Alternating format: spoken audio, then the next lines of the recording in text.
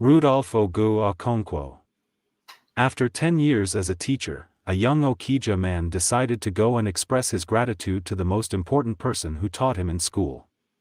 He traveled 47 kilometers to see his old teacher in Nobi, where the 80-year-old man had retired. When he got there that hot afternoon, he saw the man resting under a mango tree with a small local breed dog often called Bingo, keeping him company. Around him was a modest bungalow with rows and rows of hibiscus and white gardenia planted around it. Some of the glass window louvers were broken and replaced with pieces of wood.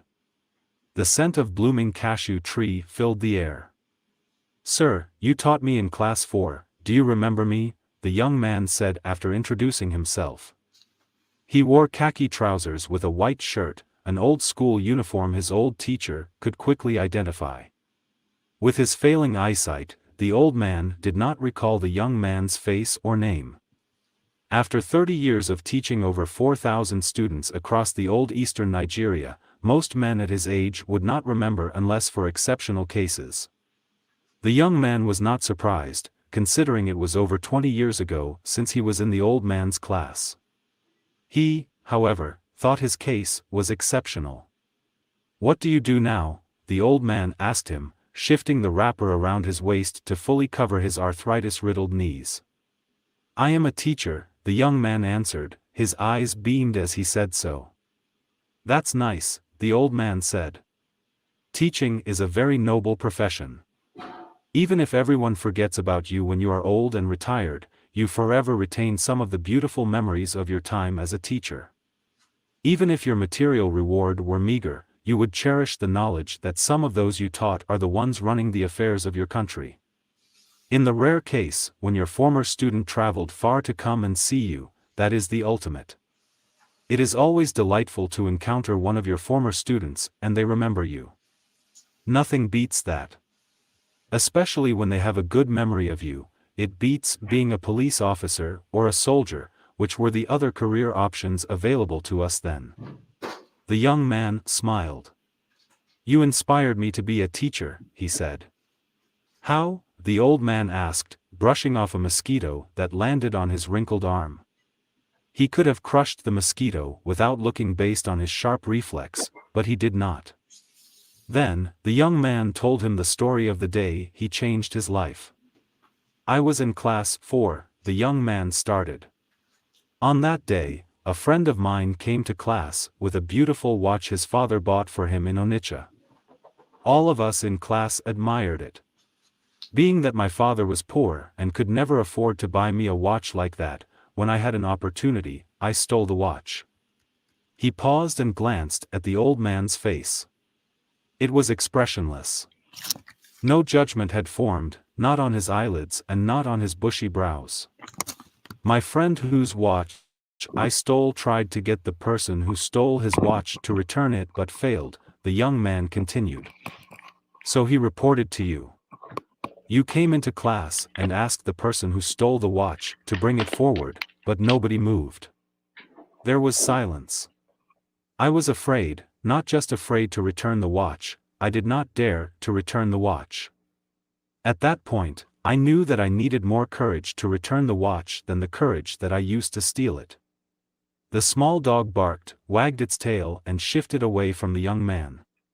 Looking up, the young man saw the old man's jaw moving as if he was chewing bitter cola nut. "Then you closed our classroom door and asked all of us to close our eyes," the young man continued. "You went around searching each person's pocket. I had never been terrified as I was at that moment. I thought of bringing the watch out and dropping it on the floor, far away from me. But I dismissed it because though you asked us to close our eyes, I imagined everyone in the class was looking at me. I froze in grave horror. When you came to my pocket, you found the watch. You took it. But you did not stop your search. You continued to search until you got to the last boy in class. You then went to the front of the class and asked us to open our eyes. When we did, you announced that you had found the watch."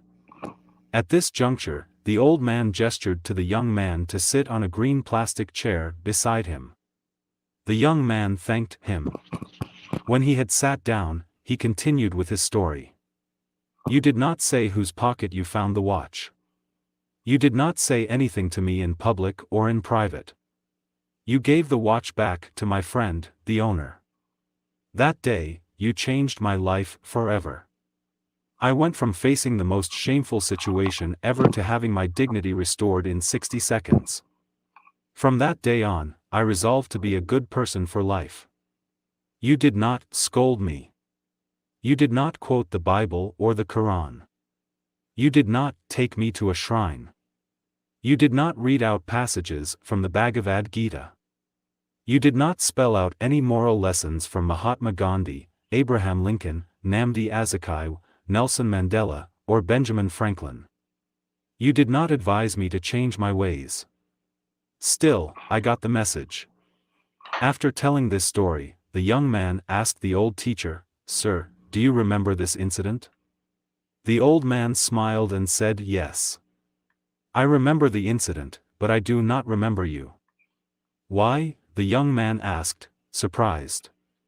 "Because, I, too, closed my eyes while searching the pockets of all of you," the old man said. "I did not open it even when I took the watch from your pocket." I continued.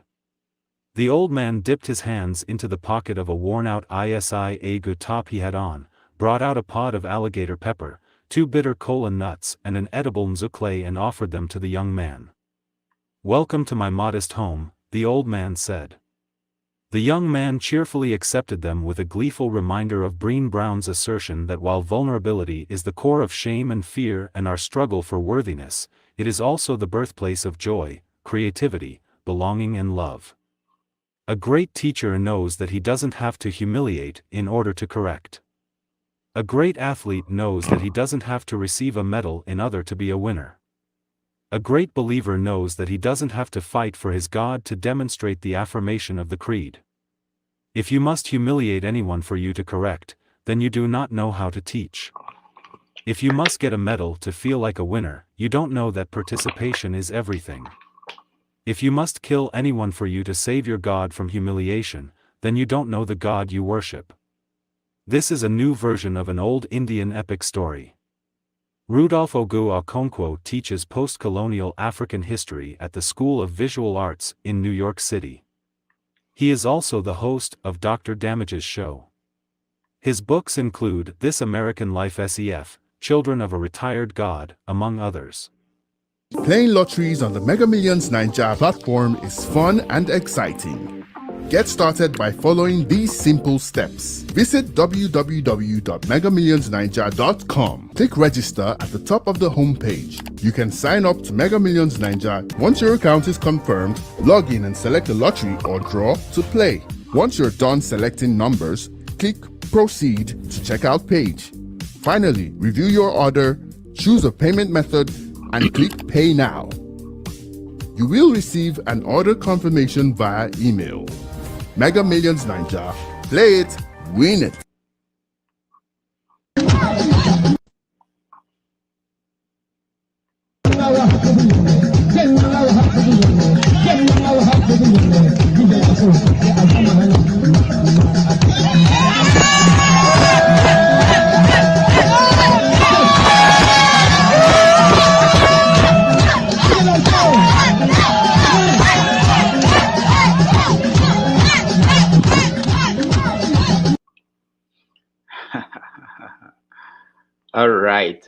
All right. Welcome to another episode of Have Your Say 247. This is an opportunity for you to join me so that we can talk about what's going on in the political scene and the cultural scene of Nigeria and Africa. Today, we are dealing with interesting topics, because we are in the month of May, and this will determine what will happen in Nigeria. What will happen in this month will determine what will happen in Nigeria in the next 4 years. So this is very critical, this period in time in Nigeria. Of course, we know what's going on in the political arena. We know that we have almost 21. I've lost count how many people are running for president under one political party. And these are people who are bringing out 100 million each to run for president. You have pastors, you have politicians, you have even central bank governor is thinking about running for president. Very, very interesting. And then yesterday, there was a very important meeting that happened in Lagos. Let's take a look at clip from that meeting.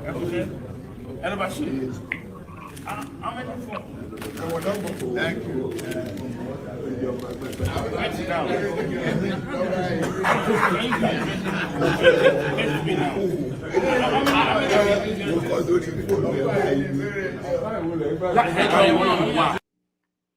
Yes, that's a little bit from the meeting that happened in Lagos yesterday.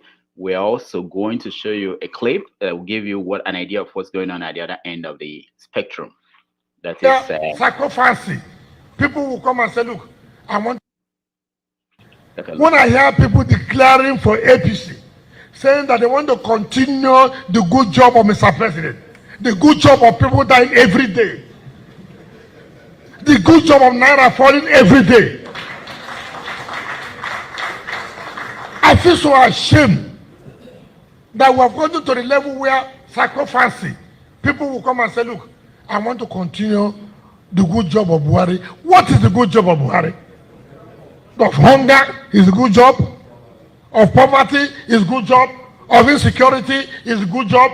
Of the economy falling is a good job. It's such a shameful thing.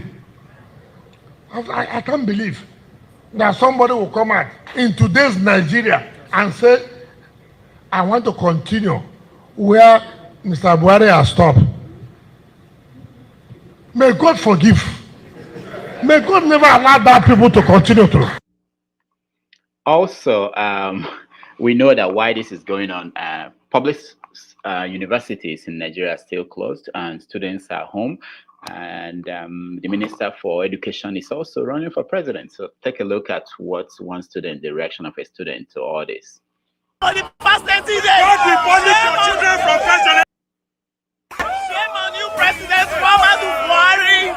Shame on you, the Minister of Education. I heard you just acquired your presidential nomination for 100 million. Shame on all of you. Your children are graduating from private universities in abroad, while Nigerian students have been at home for the past 30 days. Don't be punish your children from first generation to third generation. Amen. Shame on all of you.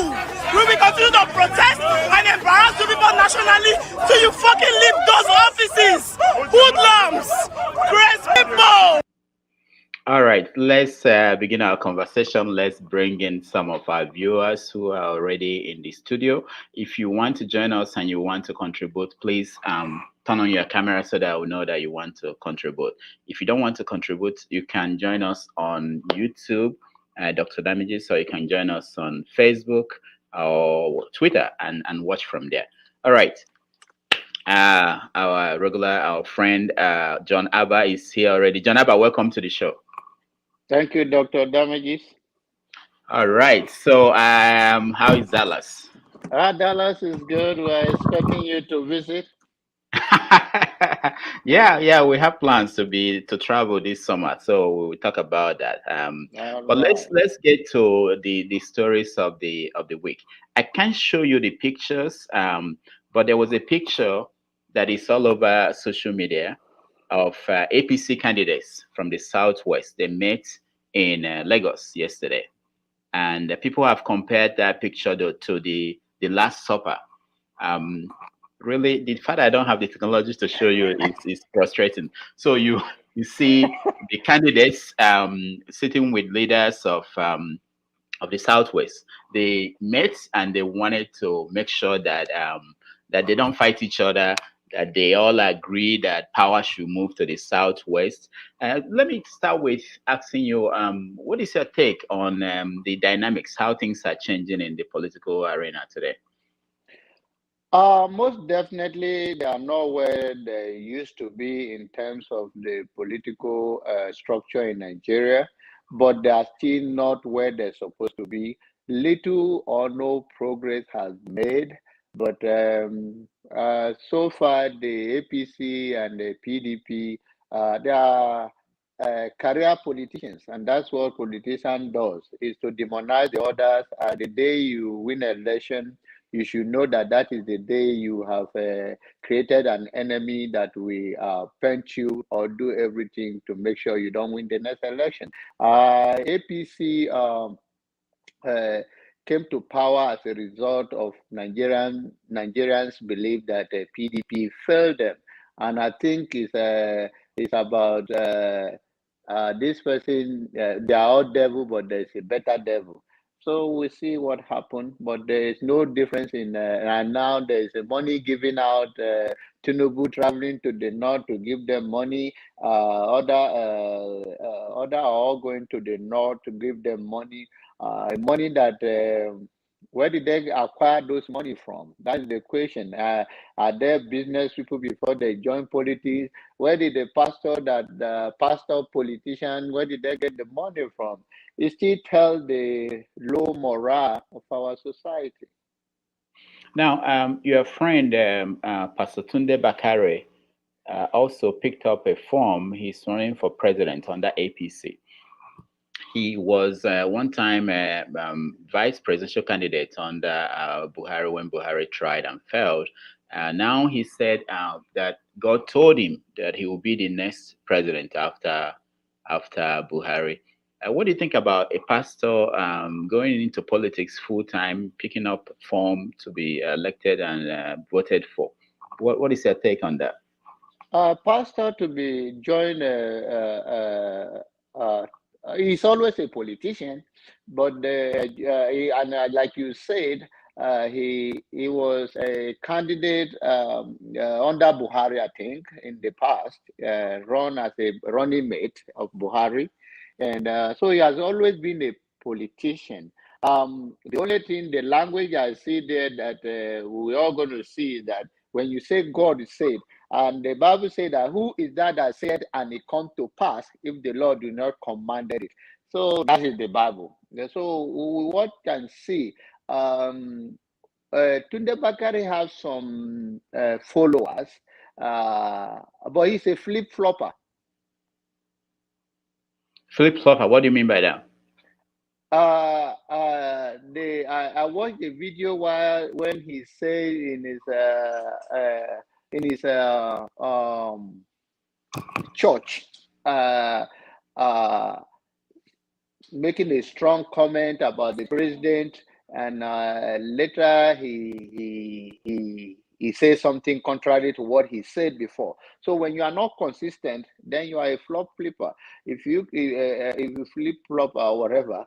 So when you said, "Oh, Mr. President is this, and then the next day you say you didn't see it when you are caught on camera, I don't understand why people are not sensitive that when you say it and it's on social media, you can't take it back." All right, let's watch a little bit of what happened yesterday too, and then we'll be right back. All right.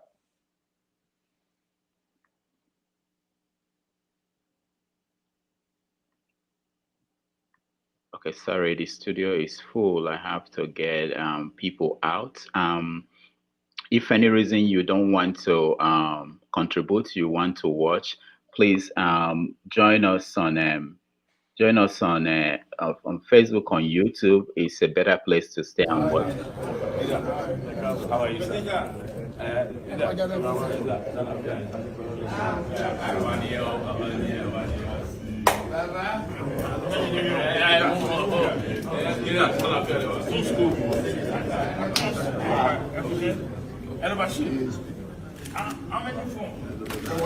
Thank you.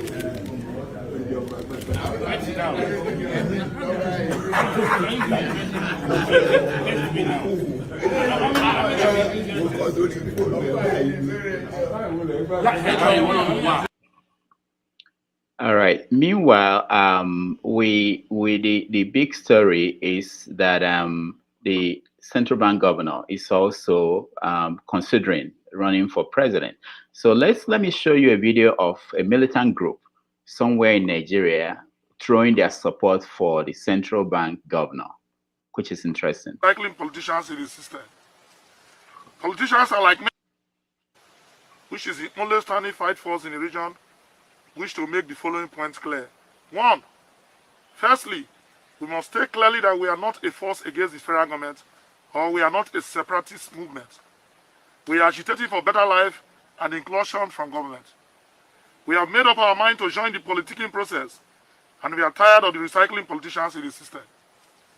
Politicians are like men trying to chase women, promising everything on earth just to get her and doing nothing afterward as promised. We are tired of these games. The names flying around and carefully checking their background, we have settled for the governor of Central Bank of Nigeria, Godwin Ifeanyi Emefiele. If he is truly contesting and the rumors are true, although we don't know him, that he looks like a gentleman who will keep to his words, and most importantly, he is not a politician. We took this decision because he has used his office to create programs to eradicate poverty, and so many programs also in agriculture. We believe that if he is given the opportunity, he will bring meaningful development and help the economy get back on its feet. We are willing to surrender our arms as solidarity on confirmation of Emefiele as the presidential flag bearer of the All Progressive Congress APC. We will in turn protect pipelines and contribute in stopping kidnapping and illegal bunkering in the region. Aye, sir! Yeah! Aye, sir! Yeah! It's not coming here!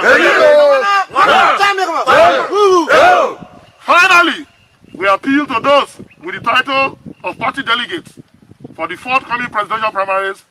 When you get to Abuja, as you are receiving your dollars, check your conscience and vote for Godwin Ifeanyi Emefiele, who we strongly believe can solve the problem of this country and the Niger Delta, most importantly in the Niger Delta region.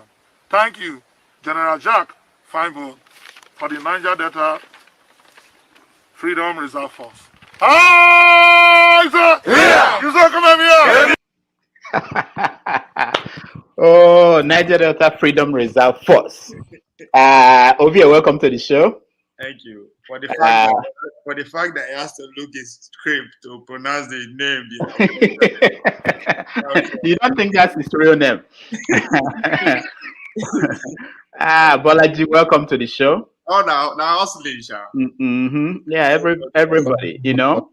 We need to go in diaspora militant. In diaspora group, you know, and cover your face and read the speech for us. Don, welcome to the show. We'll buy phone for Bolaji. Yeah, we'll have to find somebody to buy the phone for. Don, can you unmute yourself and tell us where? I know Bolaji is joining us from. Hold on, let me remember. I'm getting old. Bolaji is joining us from California. Yes. Ovia, I never know where you are every week. So where are you, Ovia? I'm in Atlanta now. Okay, good. Don, unmute yourself and tell us where you're joining us from. Is it me? Yeah, that's you. Is it Don or Dan? I can't see from Dan. It's Sorry, Dan. Dan. Okay, Dan. Tell us where you're from. Joining us from. Okay. I'm calling from Canada. Canada. Okay, good. Very good. Thank you guys for joining us. We are in a very critical period in Nigeria. Most people don't understand what's going on, but they just hear that 100 million is being dropped by different people. but in the next 4 weeks, I think, in 4 weeks' time, we will know who will be the next president of Nigeria. And we won't have any votes. Most of us will not vote. We don't have no votes. But that's how it is. And we can only talk. So that's why we have this show where you can tell us your views. Our police have voting capacity. We have the weight. We have the how do I put it? We have the little influence to influence people to vote the way. That's exactly. We hope that we can reach to delegates who are the people that will determine who actually if they vote. I have a voter's card. Oh no, but you are not voting for the primaries. I'm not voting in the primaries. Yeah. Voters card cannot help you here. And whoever comes out is the one that we eventually vote for. You know. Anyway, so let's start from the premise. We think about there are three things going on. Okay, there is the push, a new push, especially in the APC, where we thought that they zoned, whether they said it or not, that they zoned the presidency to the south. but it appears as if that is not happening. There are Northern candidates that are showing up now, including the Senate president is interested, the former governor of Zamfara is interested, and so many others. So it looks as if the North is not conceding power in none of the parties, any of the major parties to the South. Also, we also see from the meeting that happened in Lagos yesterday that the Southwest is saying that they want the presidency to be there in the Southwest. So that defeats the idea by Ayo Adebanjo, who has been going around saying that it's not fair that presidency should move between the North and the Southwest, that it should go to the Southeast. So I want us to join that conversation. Of course, we know our friend, his own is that God told him that he will be the next president. So I don't know how this will all work out. But let's start with you, Ovie. Another week. Tell us what you are reading. You are reading of what's going on. Another interesting thing. I mean, I think one thing to those who are saying Nigerians are suffering, there's poverty, there's suffering. For me, for once, I always disagree with that. And I think this goes to show it. If a private company that was set up 8 years ago, APC called, can just wake up overnight and raise close to 20 billion within 2 weeks, and you tell me say Nigeria poverty day, I disagree with that. And I'm Tunde. Sorry from Tunde Bakare. He ain't coming into the race. I think he's apart from any other thing, I think he should be applauded. It's high time everybody is joining there, not just being contesting or trying to be one governor, president, or other, but getting involved in the process is very important. Person like him who has thousands of followers, that says a lot. Even though, for me, I read a meaning to his in dropping 100 million, which is either securing a position ahead of the next administration that is coming, whichever way we're going to see. But him taking the action alone it should be commended. We need more people to be in the process so that to steal, not that they will stop stealing, but it will not be that easy. The more people you have in the process, the more they have to think outside the box to do whatever they want to do. And the Northerners not yielding this space for Southern. I mean, it's expected. I never want to believe that the presidency is leaving the North. For one, I never believe that the president is still going to, You remain in the North. It's going to remain in the North. I mean, this is politics. I mean, is that time? All right. We'll talk about that and the consequences of any of these things happening. Paul, welcome back to the show. Paul, you can. Thank you. Good morning. Good morning. Nice to see you again. You've been causing waves everywhere because of your Mary and Martha, but that's a different topic for another day. What is your take on what's going on in Nigeria today politically? Yeah, it's so funny with everything that we keep saying and everything. From what my brother Ovi said, that possibility that the power is going to remain in the North. To some extent, I want to believe so in 50%, and another 50%.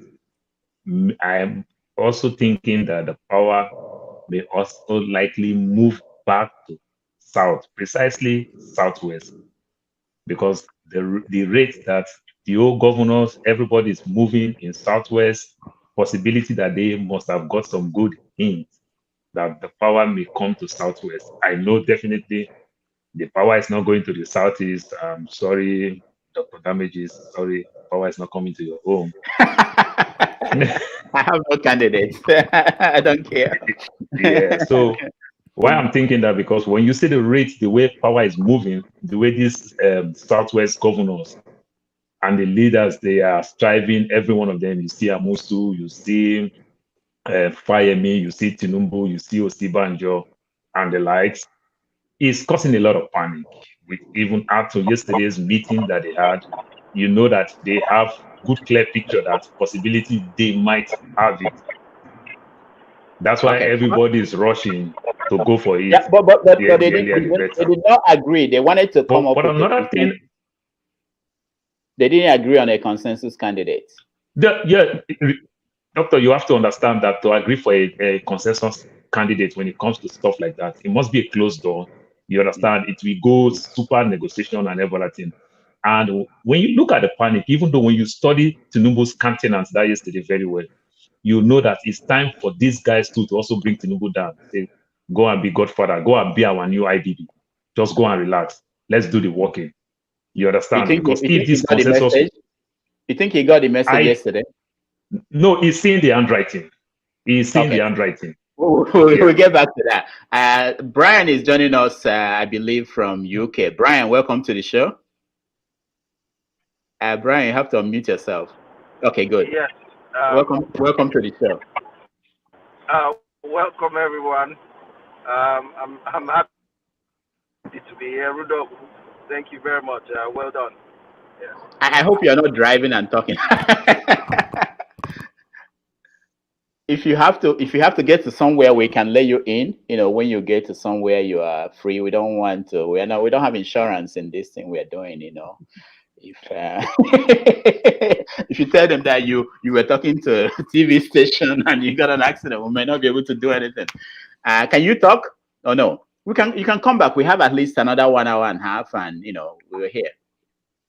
Brian. Okay. All right. Okay, I can hear him. So let's get him later on. All right, let me get 2 more people in, and then we continue the conversation. Obinna, welcome to the show. Thank you, Dr. Damiji. Yeah, where are you joining us from? From Dallas, Texas. Dallas, Texas. Okay. Yes, sir. All right. So let me come to you. So what's your own observation on what's going on across Nigeria, the political scene? Have you been following? Yes, I have. It's I don't know whether I'll call it madness. Sorry. Why? Why are you saying madness? They are bringing out money. There's money in the country. We thought there was no money, but we saw that money is there. Yes, well, but that money should have been channeled into something more useful, because most of these people know that they're not going anywhere anyway. Like so, wait. Like who are you referring to? Most of them. Okay, for it. Well, I don't want to. Let's not even call names. But. Are you afraid? You can call names. They are friends. Okay, the one. So you can just name one person that is not going anywhere. Just one. Oh, okay, let me see. I can name 3 people that are going somewhere. Okay. Name one. Then the rest. So we have, of course, the Jebadan. It's not going anywhere. No, it's going. Of course, these are the people going somewhere. Then we have the VP. Yeah. Then look, this guy had declared, was it today or yesterday? The CBN governor. Yeah, Mefele. He said we should give him 2 days to count the money and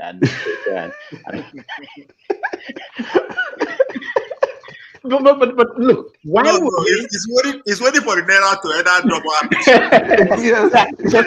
$1 naira in change in the naira will make all the difference for him. Oh, maybe he wants to convert it to dollars first. Then all right, hold on, Obinna. Hold on a minute. Let's get Chinedu. Chinedu, welcome to the show. Chinedu, can you hear us? Chinedu, you may have to unmute yourself. Okay, good. All right, so where are you joining us from? Chinedu, can you hear me? Where are you joining us from? Yeah, of course, I can hear you clearly. Okay. Good evening, all. Yeah, good. You are joining us from where, Chinedu? Okay, Chinedu cannot hear us. All right. I can. Okay. Where are you joining us from? Yeah, I can hear you clearly, sir. Good evening, go ahead. all. Yeah, we can hear you. I think there's a delay. Go on, Chinedu. Where are you from? Where are you joining us from? Yeah, I'm joining from United Arab Emirates, Dubai, precisely. Okay, good. Did you see Portable when he stopped by? Oh, you don't know who Portable is. Okay, forget it. Basil, welcome to the show. Basil, can you hear me? So please, can you come again? I think. Chinedu, Chinedu, I'll come back to you. Okay, Basil, can you hear me? Can you unmute yourself? Okay, Basil cannot hear me. All right, let's go one by one. I'll start with Bolaji. Bolaji, so how do you interpret what happened yesterday in Lagos? They now say that it's more like the Last Supper, and that after that, what's the name? That after the Last Supper, the knives will come out and everything will happen. What is your take on what happened yesterday in Lagos?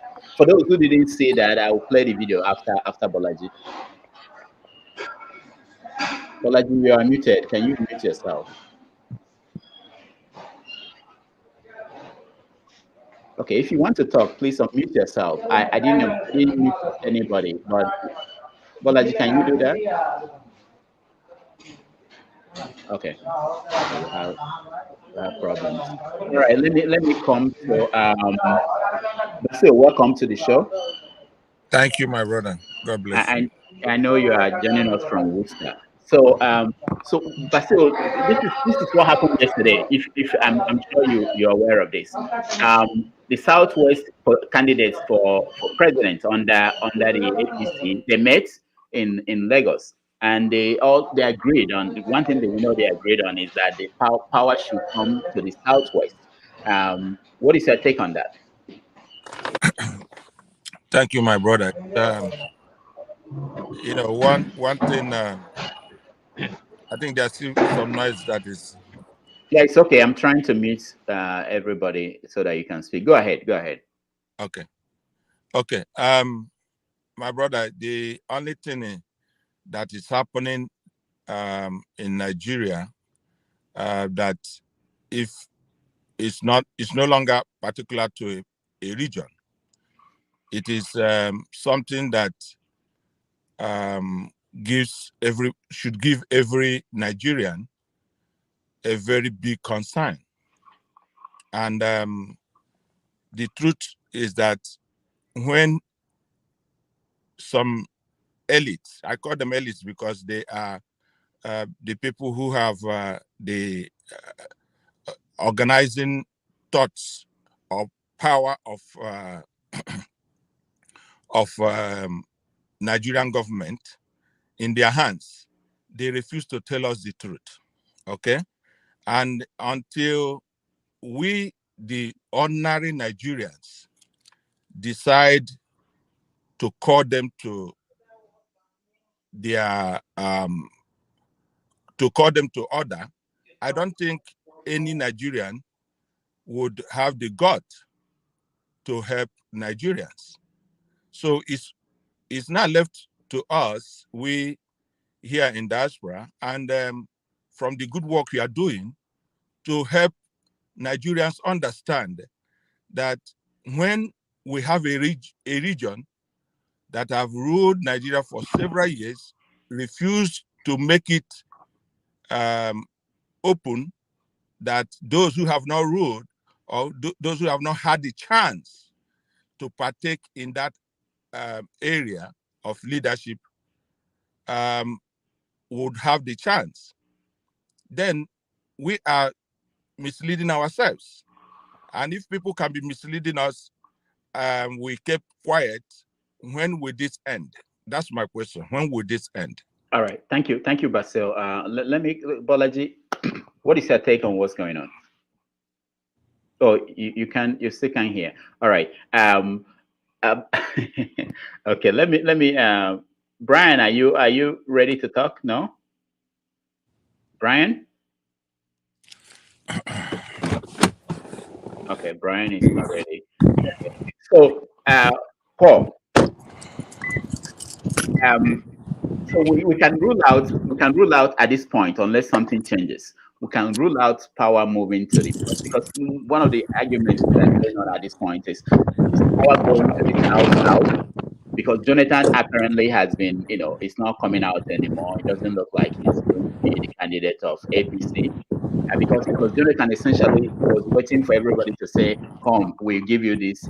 He doesn't want to really fight for it. It's not even his. Can I say something about that, Dr. Damage? Yes. So you know that recently said that they were making all the candidates to sign a withdrawal letter. Yes. So don't you think that could allow Jonathan to come in?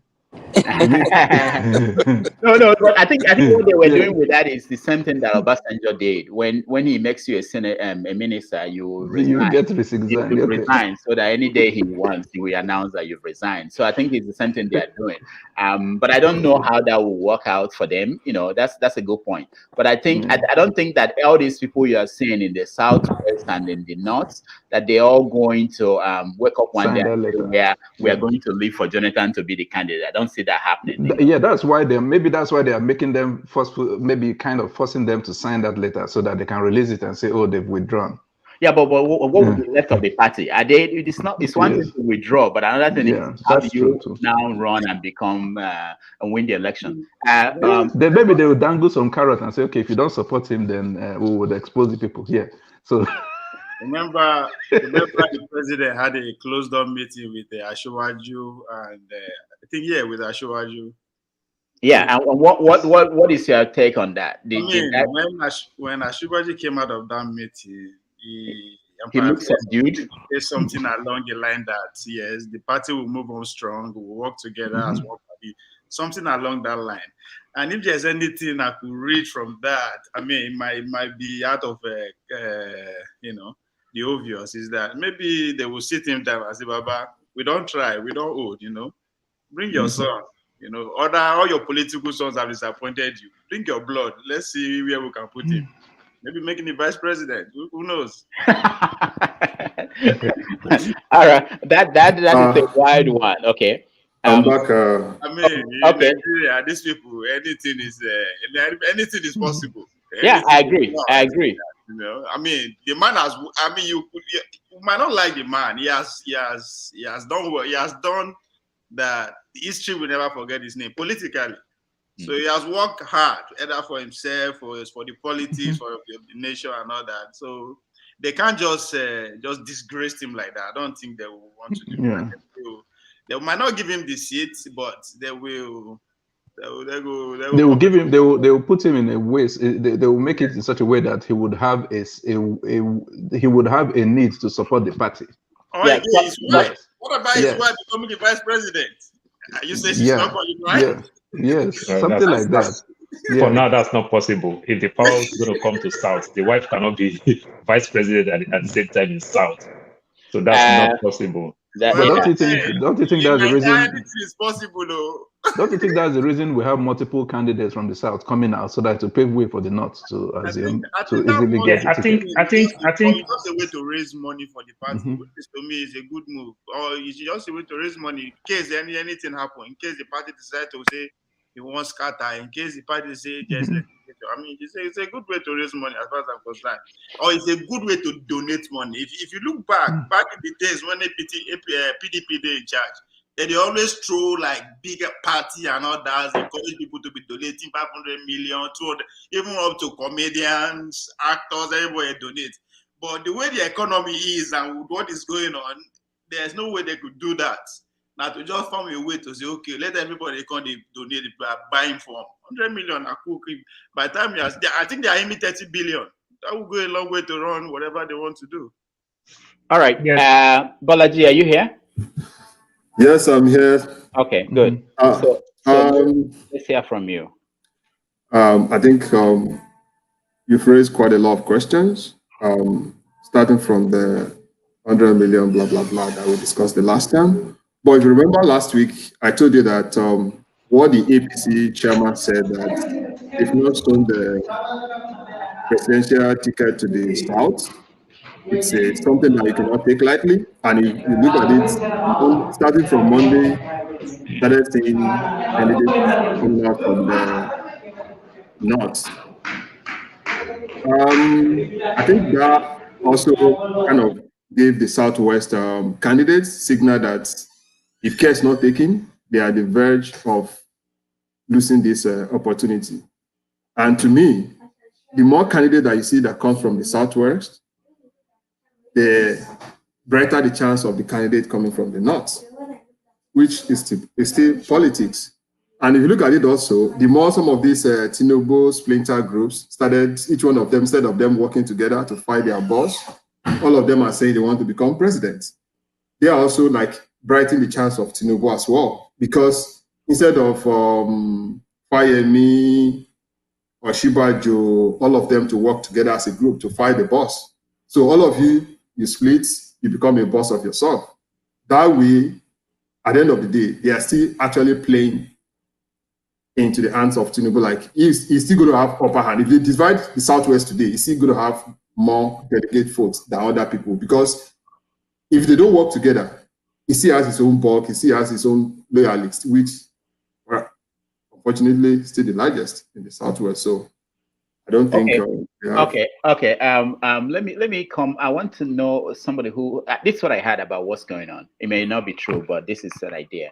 That one reason why there are a lot of people coming out of the Southwest is also to give cover to the vice president, because there is this charge that if Tinubu did not get it, the vice president will be seen as someone who betrayed Tinubu. So now that a lot of people are joining, it's not, the fault will not be the vice president's fault anymore if Tinubu did not get it. Nobody will say that it was a Shibajo that turned around because he didn't give space for Tinubu and he made Tinubu to lose that. Secondly, the fact that they are running today does not mean that in 2 weeks' time or 3 weeks' time, close to the actual convention, they could all say, you know what, I'm taking all my delegates, I'm taking all my friends to support this candidate. So just imagine this, if on the eve of the convention, all these candidates, we all just bring down their campaign and say, I'm supporting one particular candidate. That would be a powerful, a symbolic move, and that person will be strengthened. So the fact that we're looking at it today does not mean that the Southwest will not come up with one candidate at the end of it, or two. So if everybody, that's what the meeting was about, to find a way for them to work together and bring one candidate, consensus candidate. Yes, yeah, I think that's what's going on. But let's go to Okija and Okija. Welcome to the show. Thank you guys. So Okija, tell us what you are thinking. Are you watching what's going on? I mean, should I say something, please? Like always, I mean, I think you know it's getting crazy. It's getting crazier. That's what I think. I don't know. I lost count of how many candidates are out there. I think it's become like an ocean market. I mean, and no one is talking about ideas. No one is talking about things to do. It's just talking about oh, I am the one. Just talking a bunch of nonsense, and everybody assuming that he or she is going to win. And they are not thinking, like I don't know, because the problem is that I don't know how the option they're gonna use, the way they're gonna use to do the nomination. If it's the usual party people, ward people, I don't know. So, but if they had thrown that open, I don't think a lot of these guys out there, they're just gonna go home and because no one. If I mean, like the one we did, like the US, is done in US or the Nigeria. I think they did it in 1990 something or so. The one they had to go to all the states, or every party member voted. I think they're doing something. They're doing that's direct primaries. Yeah, direct primary. Yeah. Is that what they're going to do? No, they're using delegates now. They're using delegates. Yeah. Okay. So I mean, it's just an arrangement. Just the way I look at it, is if it is delegates, it's arrangement, and the North, if they're going to concede, they have they have already they had a meeting already, and they determined people who they were anointing in the North. I mean, the South to run. But the way it is going, I don't think I don't think the North is ready to relinquish power. I think they want to continue, and that's the absurd part of it. They have ruled for how many years, and nothing. Nigeria has not changed. And I listen to Northern candidates. They talk so much trash. I mean, it's something that you cannot write in a book. And they want to be president. I mean, you look at Bala Mohammed. I just don't understand. I don't know. I didn't want to come to the studio today because I've been thinking, what are we talking about? What are we talking about? Northerners, who did no idea. I mean, you want to present again. Nigeria suffered for 8 years. I mean, Nigeria suffered for so many years, but these 8 years, it's been more, like more horrific, and then you want to continue. And then some people are saying that they want to continue, the 8 years of Buhari. I just don't understand. I don't know. I'm confused. We are just, let's just talk and have fun. But Nigeria is doomed. That's basically okay. Hold on. Let me play a small video. Talking about Northerners and their intention. Let me play a small video. Then should I say something, please? Should I chip something, please? No. Hold on. Okay. We have led Nigeria before. Okay. Hold on. This is the we will lead secretary. Nigeria the way we have led Nigeria before. Whether we are president or vice president or whatever, we will lead Nigeria. Not because we are better than anybody else, but because if you are doing a democratic game, the votes say vote who you want. We have the majority of the votes. Why do we need to accept a second-class position when we can fight for and get a first-class position? Why? Why does anybody need to threaten us and cajole us and intimidate us? If you don't bring the presidency here, you will see. Okay, let's see. We are willing to see. But when we get that power, in the name of God, be humble, because power comes from God. If they tell you the North must play second fiddle, say no. But in what game? Please, sir, what are the rules of this game? If the rules of the game say you should vote for the candidate of your choice, vote for the candidate of your choice. If they don't like the fact that it may be a Northerner who will emerge as president, too bad. If we want to support a Southerner, we will support a Southerner because that will be in our own interest rather than in somebody's interest. And we can decide for ourselves. We don't need anybody to tell us what to do. All right. We don't need anybody to tell us what audacity. I mean, that's the thing that makes me angry. What audacity! Why is it that the South? Why is it that the Igbos and the Yoruba, the South, the South? I didn't even see this one. And Middle Belt, why not they come together and take Nigeria away from Fulani? That is exactly what I'm talking about. Why? What audacity that we would decide when we want to support the South, we would decide. South, and it's the whole South. It's absurd. The man is not speaking outside the rules of the game anyway. It's not. Yeah, but the rules of the game also dictate that people can form an alliance and grab the power from them. That is it, because that's what they are banking on. The problem is actually the South. Yeah. You have to understand something with politics. Politics 101, basic politics that we understand very well. What is his name? Jim Wobodo taught me that very well. He said, in politics, majority and minority. Minority, we always have their say, and majority, we have their way. You understand? But the problem with Akim Ahmed Baba Bello, the mistake he's making is that the majority don't need to talk much, because definitely they will always have their way. You understand? But even though if they want to have their way, why don't you have your way and deliver? In America, nobody complained when Hillary Clinton and Trump is contesting for president. They both from New York, out of 50 states. Nobody complained, because our kids still go to school. If the school bus is running late, they still send us an email. They still give us a call.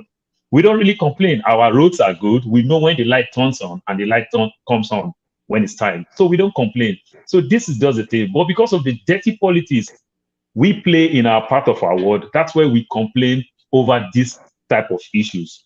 That is one. Get something straight with the Southwest, what is going on now. Over time, within another 1, 2, 3 weeks time, they will blame people from your side, the Southeast. How do they blame them? They'll say, see, the Southwest people have started coming together to find a consensus candidate. But Igbo people, they will not do things like that. Things that don't make any sense at all. You understand? And one of the ways, when you see the Southwest, another way around, when you see the Southwest, these governors, the Amusu, the so-called big name, the Fireme, they are coming together. That is the type of weight that can break the Jagaban down. You understand? Because if all of them come together, they will not tell Tinubu that go down. They'll tell him that we want to lift you up like IBB. Go and stay in your body numb, like the way IBB stay in his mina. You understand? We will come there and pay homage. You will be the movers and the shakers. You make these things. That way, if Tinubu see the people that is coming to tell him this, if he's smart, he will accept. Another way around, things might work that way. Things might just not work that way. But that is how they play politics. You know, it's dirty. If these people, if the Northern has been delivering, I don't think you complain on this thing. You even go back and even blame your so-called Igbo people that we have 5 governors from the Southeast. Are they really doing well as a governor? We have 6 governors in Southwest. Are they really doing well? We have 6 governors in South-South. Are they really doing well?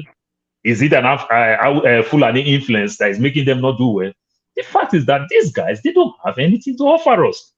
You understand? Maybe we ourselves too, we are just enjoying ourselves here, doing these things that we like to do. After watching all the news, we come here to do a little bit review here and there and the likes. Then my kids will ask me, Dad, what are you guys talking? The last time I came to Nigeria, the noise is too much everywhere. That's what my daughter told me. The other day, my daughter is in the pool. She told me, she said, Dad, I'm missing mosquito. She's in the pool in America. She said, Dad, I'm missing mosquito because she just saw some grass. She want to beat herself, but nothing is really biting her. You know, it can be very funny, but that's my own truth. All right. Hold on. Let me go to Chinedu. Chinedu, okay. Give us your. I know you're trying to talk. Give us your take on what's going on from your own angle, where you are. You are in. Go ahead. Okay. Good evening. Once again. Yeah.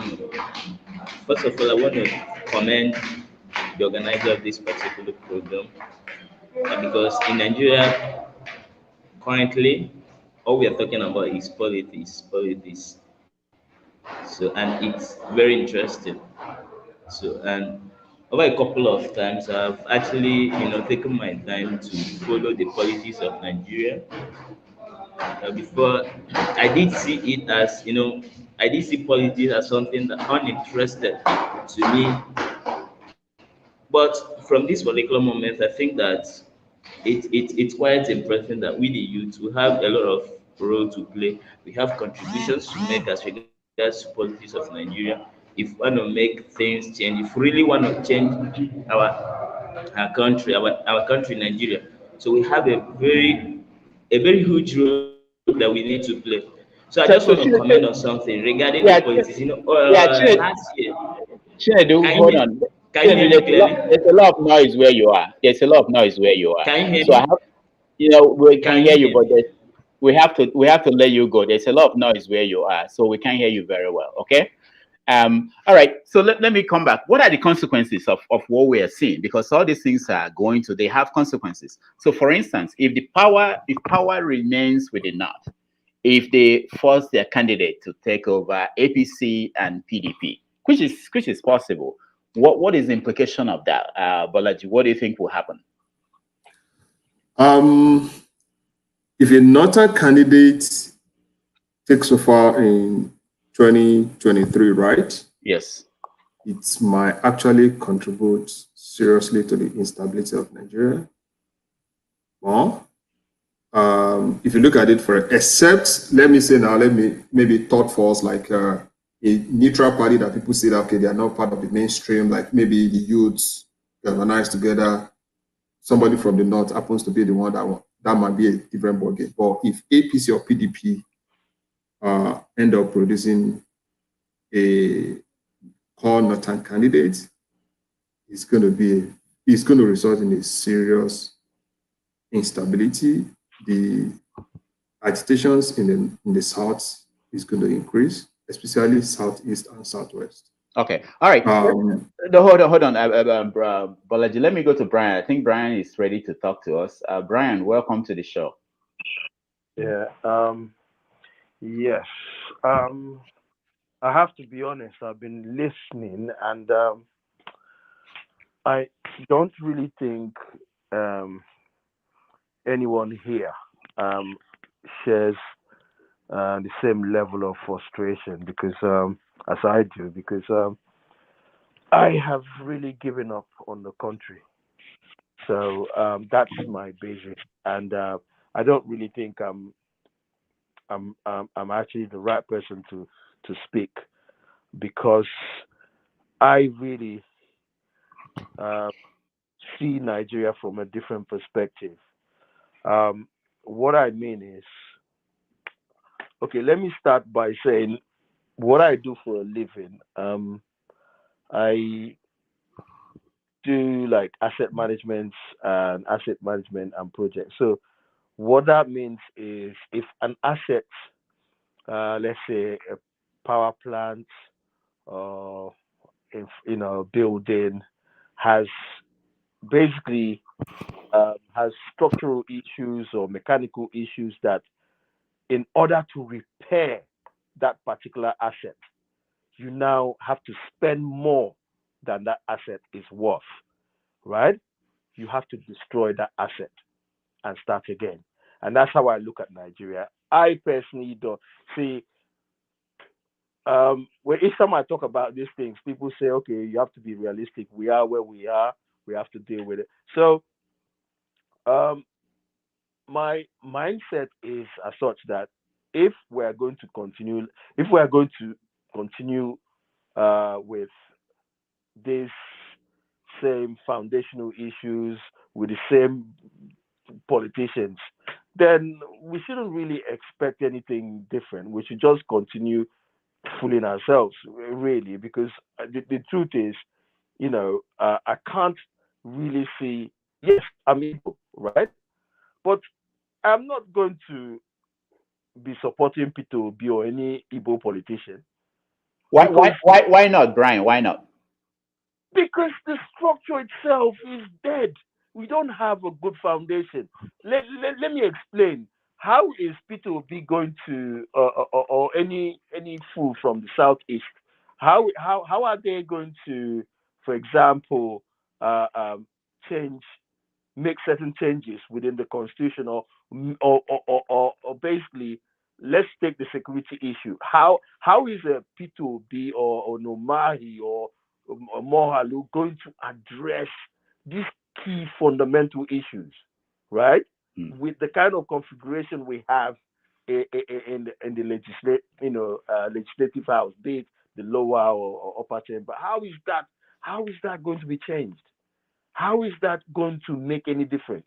Look, I did work in Nigeria. I do know a little bit about the electricity infrastructure in Nigeria. I did 5 years, managed one or two things within that utilities sector. So I have made this point that if you don't get foundational issues addressed, you will still have these problems. Let me even talk about the electricity issue.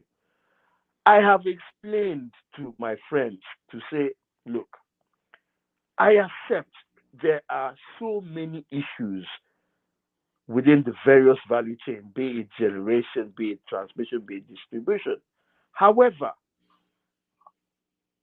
if you just look at the architecture of our transmission architecture, you can clearly see that it's designed, right, for it's centralized and it's designed as such that the people who own the country actually control these assets, right? Yes, I know you privatize the generation, you privatize. However,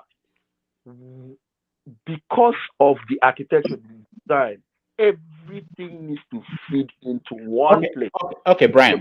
Let me sorry because we want to get to a lot of people and we want to make it brief. We will come back to you. But what I wanted to ask you is, don't you think that if you have a different leader, that probably would think in a different way, that he could move the country in a different direction, like decentralizing things. If you have a leader, let's say I don't want to mention name, I don't know who has that platform, but someone like Sepitobi or Morar or whoever is the person to say that okay, I'm here, I'm pushing for this to change.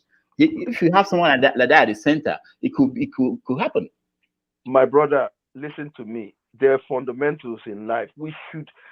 My problem with Nigerians is that we look at things differently. We don't look at how the world works. Let me give you an example. You take Lewis Hamilton and put Lewis Hamilton in a car that the engine has knocked, and you're there making noise that Lewis Hamilton still win the race or still make progress. Why do Nigerians think like this? or you have a house, you have a house that the foundation is already structurally failed, and you're still making noise, building windows, building the next floor, building another floor on it, and not thinking that, look, that for me, they're fundamentals in life. Guys, I went to university with Rudolph so that he knows. No, we went to the same university. In fact, we stayed in the same room, the same house. So Rudolph knows how I think, right? I don't like pretense. I don't like people. That's my biggest problem with Nigerians. We pretend a lot. If you ask me who my presidential candidate is, you know who my presidential candidate is? You want to ask me? Yeah. Tell us. Sekumi, let's get down. Let's give look. I don't like pretense. I don't like pretense. We are pretending. We pretend too much in Nigeria. It's annoying. All right, Brian, stand by. I like the fact that you're here today, and this is wonderful. I've been trying to get you to come on the show. Who gonna be in vice? I mean, who gonna be running mate? Yes. Get Nnamdi Kanu out and make him vice president. All right. So this is fascinating. Alex Njoko, welcome to the show. Thank you. All right. Alexi is also let him talk to Alexi. So we're looking at what's going on in Nigeria today. What do you think will happen, and what are the consequences? Because it looks like people are moving on. Like Brian is saying that the structure is failed, that the country is now workable. We should just stop talking this. But the candidates are bringing out money. They are giving money to people, buying delegates, and moving on with the process. We can't stop the process, can we? No. Alexi, what's your take? My people.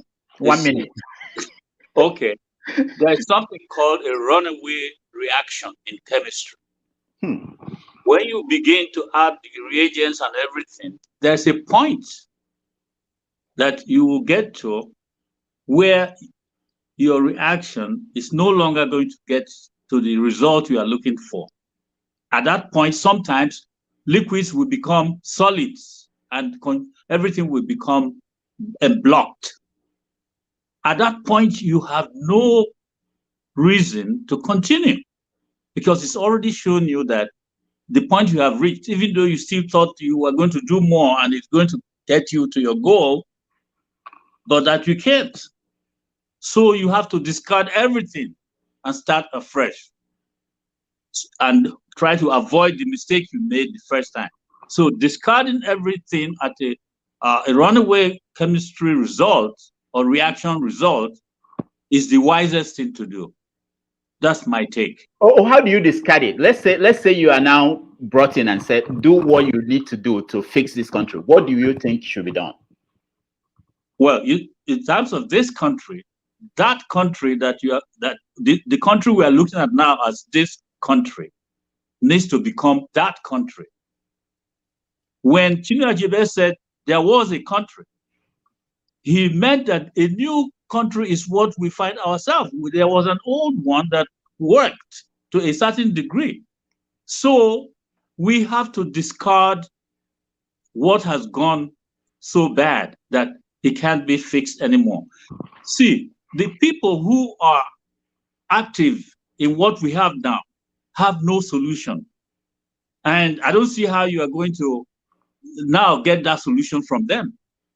The structures we have now, hey, let me use one example. My father worked for the railways.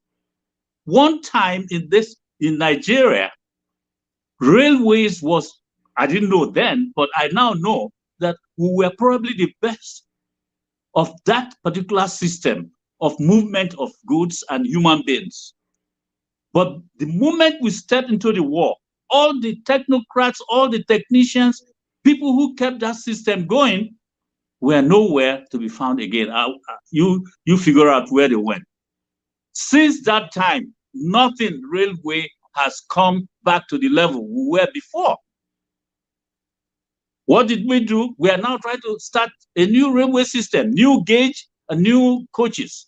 We haven't fully done it yet, but we could not carry on with the old ones because everything had, gone into shreds. What we have now cannot yield us anything new better than what we are seeing. If Nigerians still want to toy around with what we have now, we will just be where we are. The runaway reaction in chemistry equivalent. We won't achieve anything with what we have now. Okay. All right, Obin now. There's always this conversation when we talk about what's going on. There's something going on, and there is something that people want to see happening. What is going on is moving. The process is going on. By June 3rd, we know the candidates. It doesn't matter what people who are saying. So what do you think? What something has to give at one point. What do you think we give in this process? This dichotomy and divisions. Well, you're talking about in selection the candidate from both parties? Yeah. Well, I think what needs to give is the Nigerian interest. Like, what does Nigeria need now? So let's forget all these people. Oh, Wike, I built flyover. Enough. We are done with misguided development. It's not enough to build roads, build these that are not there. Is of no financial value. What I mean is, if you want to borrow money for something, you know that you're doing a business or something that would give you back the money to pay back. Now you build road. Of what value is it? So what we need now is to have a system where we invest. Maybe if you're building road, you call private investors who will bring in most of the resources. Then they can maybe put toll there. From there, they're able to get the money. You didn't spend government money, but you have infrastructure that will help other companies come in and invest.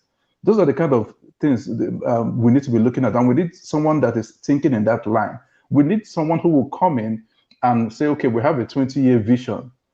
And then that 20, what will Nigeria achieve in the next 20 years? We'll break down the 20 years into maybe 2 years or 5 years milestones and say, okay, what are we going to achieve? Because right now, we keep on borrowing money, but at some point, whatever assets we have will be useless because all of them will go towards servicing loan. So we need someone, at the end of the day, both parties need to pick somebody who has that mindset of, okay, saving and having to reconfigure the economy to the extent where we will stop all this waste that we're doing, All right. So so at the end of the day, for PDP, maybe Peter Obi, for APC, I don't know who, because at the end of the day, most of these people coming out are not really saying anything that they want to do. The only person, few people, maybe Faye and me had really brought out a plan, even Osibanjo, but the rest are not really saying anything. They're just, oh, I have the money to contest. I can match this person pocket for pocket. Those are the kind of nonsense we're hearing. We need someone who is serious-minded, that will come in and start trying to curb all these unnecessary expenses. And yes, we talk about, I know our brother mentioned about structure. It's still men that will build the structure. But we need someone who will come in and build a structure, and then we'll keep to that structure over time. All right. Let me come to you, Ovie. Tomorrow on another program, 90 Minutes Africa, we are going to talk to Omoyele Sowore, who is an outsider in this process. I know you're laughing. I know your position, but I want you to talk about this issue in terms of if the two candidates, the two major parties, are failing. What stops someone like Alexei from being the candidate that will go and destroy this structure? Because even to destroy it, you may have to go to the center and rebuild in a way you want. And so we have these candidates on the sideline, like Sowore and Moralu to a certain extent. Why can't we, as a people, go that route if we think that the major parties are not going to be able to deliver the kind of change we want? What's stopping that?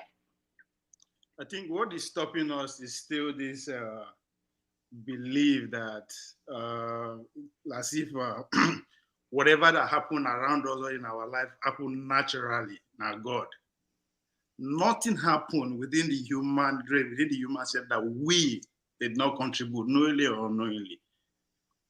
for us to cheat, because I did recon with Mr. Alex's viewpoint and your friend I just said that. Brian.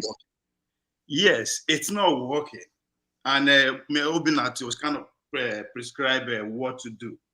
We need somebody to come in. No, we need to go in.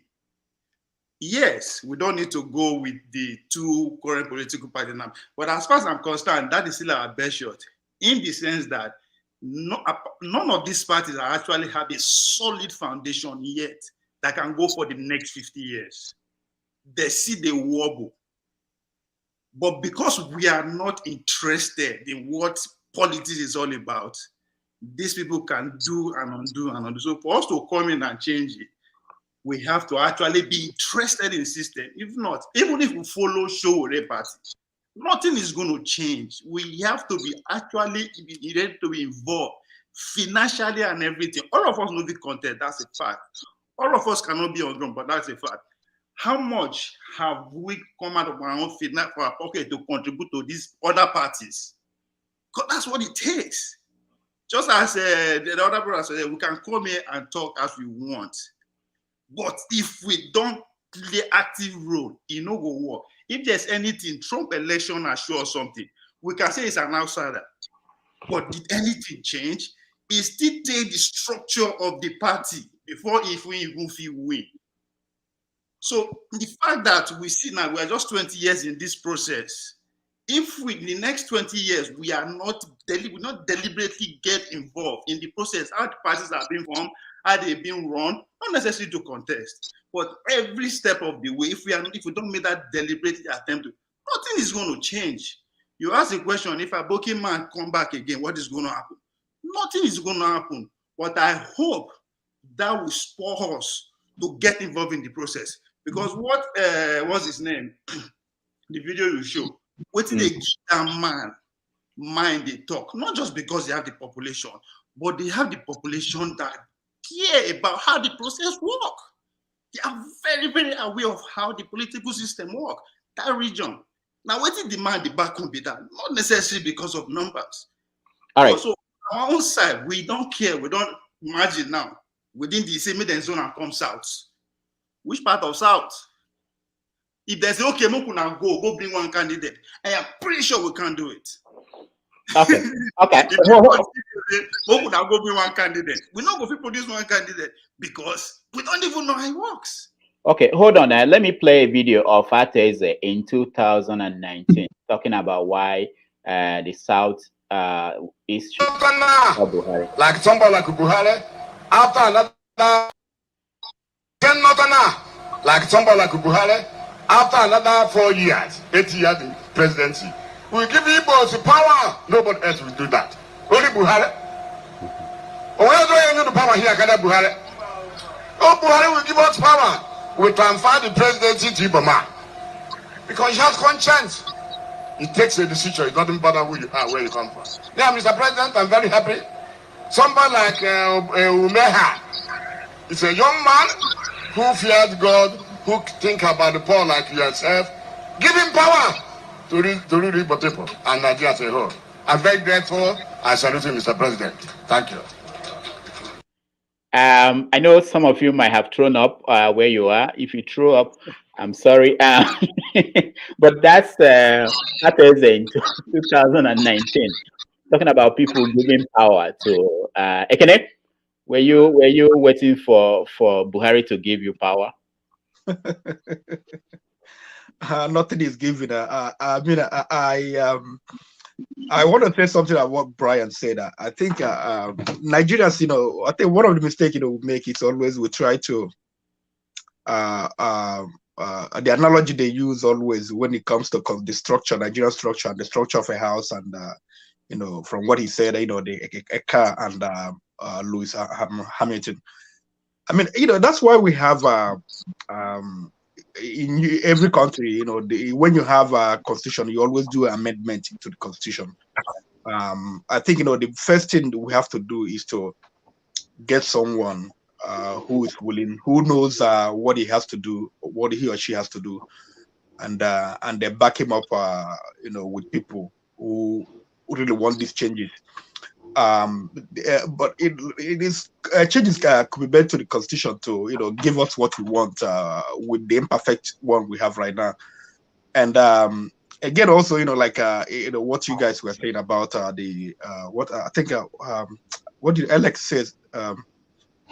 No, okay, no, yeah, just like like I said, the thing is, the problem is this, that we haven't been able to like we don't make effort to get involved. We just talk. A lot of Nigerians, like especially in the South, the youth, they talk. They on Twitter, they say things, but when it comes to action, just doing something about it, we don't do it. We talk about a third force, somebody like Shore. What does it take? I mean, there are limitations to parties like that. To these smaller parties, because they don't have people all over Nigeria. PDP and the APC, whatever, they have structures already. But that doesn't mean that a third force, like we know Emmanuel Macron, won the presidency in France, not the first time. He was unbelievable. I mean, a candidate nobody expected him to win. But because of people grassroots, they liked him, they started promoting him, and this age of social media, and it took off, and common people started identifying with him. But the same thing, like Show. Okay, for instance, Show. If Show is the candidate you want to support, how many wards do we have in Nigeria? What we need to do, just one person in each ward, able to sell Show to his ward people. Be able to like for instance, I think I've said that somewhere before. What does it take? Print Showore picture.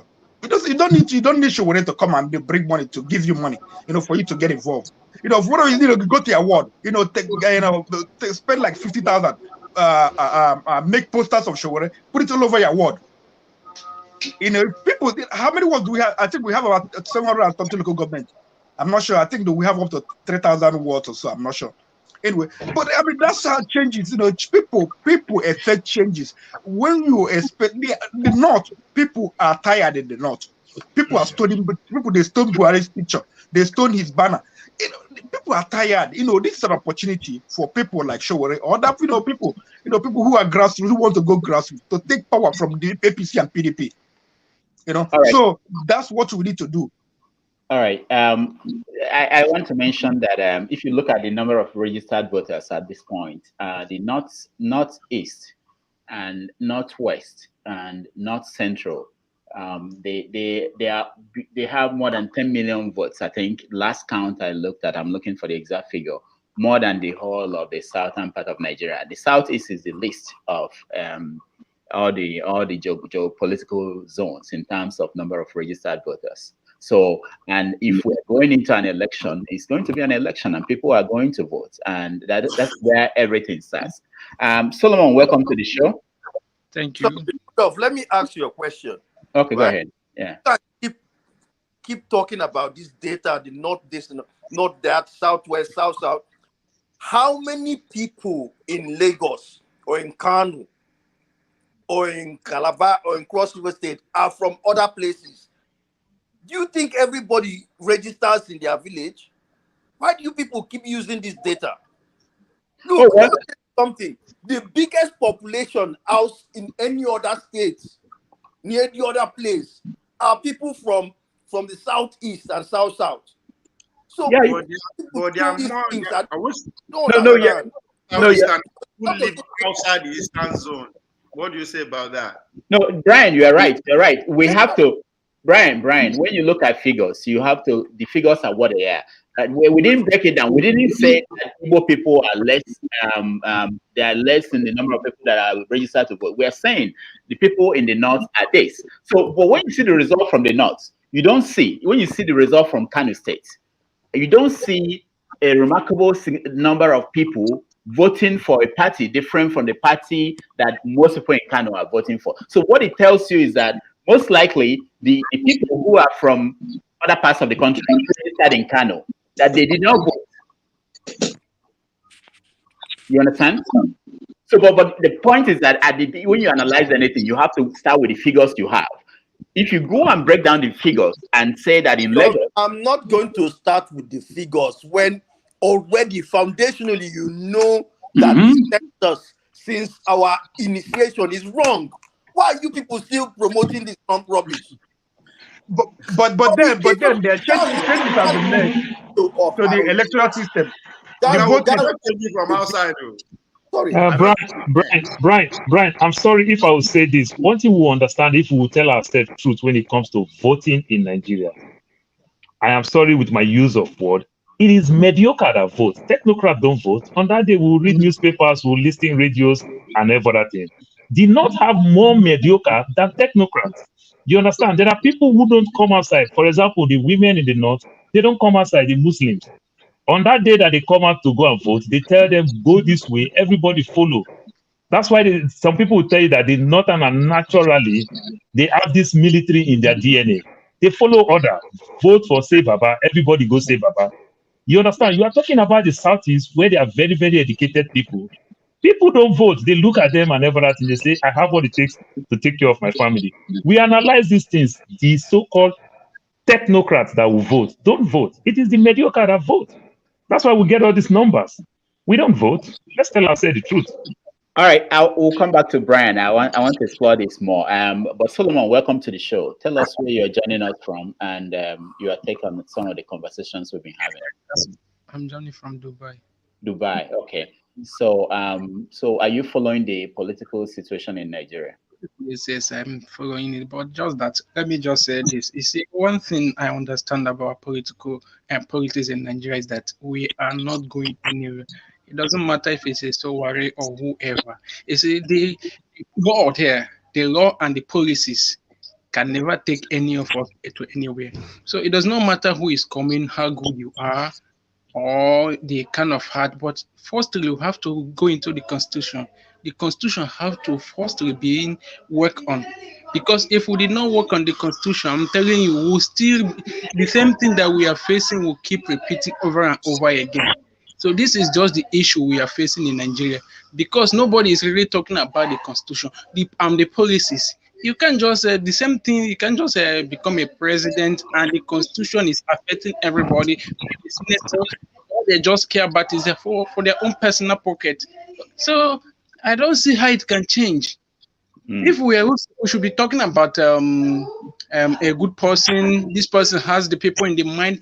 We should also look at the aspect of the policies that Nigeria and constitutions they have already put in place that have made people to be stagnant, not going forward, not going back. So we are only going backward. So this is the vital problem we are having.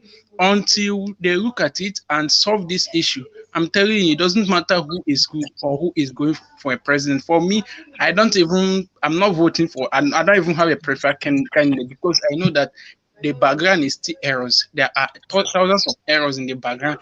See, these errors are being clear. Nothing good will come out. All right. That is okay. Thank you. Brian, come back. I want to explore this idea with you. So you believe that, and I know you're not alone. There are a lot of people who believe that the structure is so bad that it has to be brought down and a new structure, a new construction from the scratch. How do you think it should be done? If you have the opportunity to make a presentation, how this should be done, what will you present? For me, firstly, they have to dissolve. Solomon, not you. I'm talking to Brian. I know you are. Yeah. I mean, first and foremost, I would look at the various. I will start from the history of the country, right? So, when we had this amalgamation, right, there were people who signed up to it. There were people who did not sign up to it. So fundamentally, I will start by having some level of dialogue to now come up with a way. If I'm not going to use the House of Assembly or the National House of Assembly, the legislature, no, it has to be something along the lines of maybe ethnic nationalities coming up with their own representatives to now have this dialogue to now decide what form of government they want, what form of governance they want, what structure they want, a loose confederation or not. Just have people have some for people to partake in the process. Because when you look at the constitution, it says we the people. I'm asking myself, I am 54 years old, and I can't remember any time that I participated in any constitutional this thing that in 1999.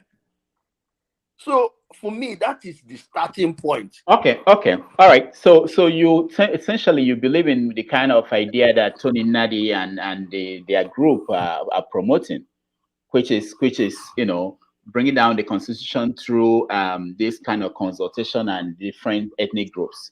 Is that what you believe? Okay, yes. All right. Okay, yes.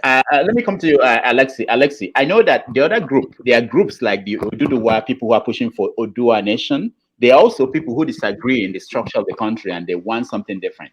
And I know also the Biafrans are also, elements in the Biafran movement are also of that opinion that nothing is working. So let me ask you, what do you think about the people who have decided that it's not even worth even trying anything, not voting, not finding a negotiated way of changing the situation, but probably taking up arms or probably calling for the total bringing down of the country? What do you think about that plan or that pursuit or that approach?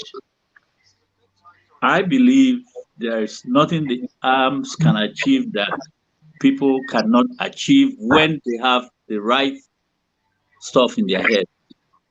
I grew up in Lagos. I started reading and writing Yoruba before I did Igbo. I had friends from the north, friends from everywhere in my school. I can name some of them. They will be surprised to hear me if they are still alive today. We once had a country that tended to work, but it wasn't allowed altogether to work, and everything went haywire. Today, we're at a point where the best thing is to go even beyond where we were at that time, because those are the people that agreed and started working. But things have gone so bad today that we need to sit down and decide how we want to go. Let me tell you something that might not please anyone amongst us here today. No matter who is made the president, my recommendation is, in order for us not to fight, whoever comes there should immediately call a roundtable conference of all the nationalities. It should begin. In fact, the constitution should have, it shouldn't be thrown in with that constitution where they are forced to start following it. If they don't, then they'll come and arrest them. Whoever is going to come to the power should be open to whether Nigeria still has to remain what it was. Let the person's aim and first, second, and third purpose be to find out if Nigeria has to continue the way we know it as a one country today. When people say yes, of course, we move on. But that leader must be willing to hear whatever answer that the people have, and decisions should be made based upon that. So the only thing is, when you talk about arms and stuff like that to obtain something new, is because there's a resistance to fairness of what human beings, not animals, should do to settle their problems. If they allow people to express themselves and come make a referendum, that's what should determine it. And let us see what Nigerians want. The Oduduwa thing that has come up now was not there before, but people have come to know and seen clearer where we came from and where we're heading. That is not going to be of any good to anyone. This confusion will continue if we pretend that it's going to work, because it's not going to work. All right. Thank you. Hold on. Okay. Hold on. I'll play a video. Easy. I'll play a video. Then we'll come back. And you know, it was easy when you were there as a military leader. But what made it This is my time as. It is easy, and you know it was easy when you were there as a military leader. But what made it easy? Justice. With justice, you can rule Nigeria well. Justice is the key. If you do justice to all and sundry, and I say all and sundry, because Allah said, فَإِذَا حَكَمْتُمْ بَيْنَ النَّاسِ أَنْ تَحْكُمُوا بِالْعَدْلِ. If you are going to judge between people, do justice, irrespective of their tribe, religion, or even political inclination. Justice must be done to whosoever deserves it. Power can remain in the hands of an infidel if he is just and fair, but it will not remain in the hands of a believer if he is unfair and unjust. Behind every crisis anywhere in the world is injustice. The solution to that crisis is justice. All right. I have a question for. Go ahead. Go ahead. Go ahead. Yeah, I'm curious. Who are those, or who are behind the idea? Who formed the idea of us going to taking to presidential system of government? What informed it? Particularly, why do we thought is the system of the American system? Maybe you can, because of your experience in life, you are privy to that info. Mr. Alex. Alex. Who brought about the new system? Yeah, what informed it, and who are the people that actually pursue this presidential system, and why the American system in particular? See, there's no one single area that our problem came from, but there have been more concentration of what brought us where we are, one time or the other, from one place to the other. So it's not about the people. If we go back to those people, these people we call our founding fathers, none of them was a saint. They all had some terrible things that they contributed towards where we are today. Some did it more than the others. So it's not necessary to look back. But we are saying what we had then seemed to have had less intensity than what we are seeing today as the impunity of getting things going in the way it is today. And we're heading nowhere with it. Okay. All right. Balaji, let me come to you. My time at school was talking about justice. And if you break down everything going on in Nigeria, you see that it's at the bottom of everything is about justice, injustice. In fact, Pastor Tunde once said that Nigeria is the most unjust country in the world. Yes. So when you think about justice, how do you think we can have a just federation where people will feel that we are not wasting our time every 4 years having an election that won't change anything? How do you think that could come about? Just like what my Thomas said in that clip, and like every other clips from him, is a rival leader from the north, at least, if not Nigerian leader that everybody respects. Even let's take it to our homes, our relationship with friends and wherever. If you are my friend and you are not fair, to me, definitely that friendship is not going to last long, right? So within the country itself, if the way we rule is all about you favor people within your own clique, your tribe, your friends, or wherever, it's not going to work. And that also brings to like, okay, maybe take it to like, if you are awarding contracts to your friends, if those friends doesn't meet up with the standard, definitely still going to result into bad governance. All of these agitations that you see in the South, even in the Middle Belt and all of that, that's the result of injustice. Like you see people from certain part of the country, they feel like they dominate every other person and it's always their way. To me, this justice and fairness doesn't necessarily mean that people from certain part of the country must rule. I think, for example, now I'm living in this city today. Now, if you ask me that who's my mayor, who's my wherever, I'll be struggling to actually mention the name because I don't care about it. I pay my tax, I drive on a good road, I have security, I have every other thing. which is very good.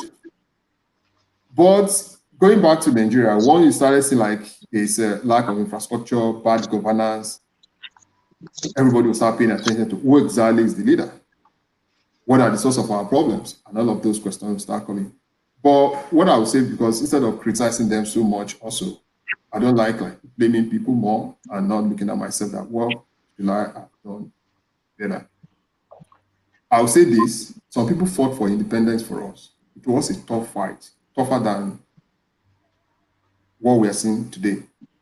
Some people fought for this democracy that we currently have now, which is tougher than the battle that we have ahead of us.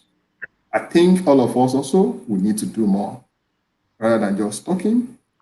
These people that are actually ruling this country right now, they are displaceable, if I may use that word.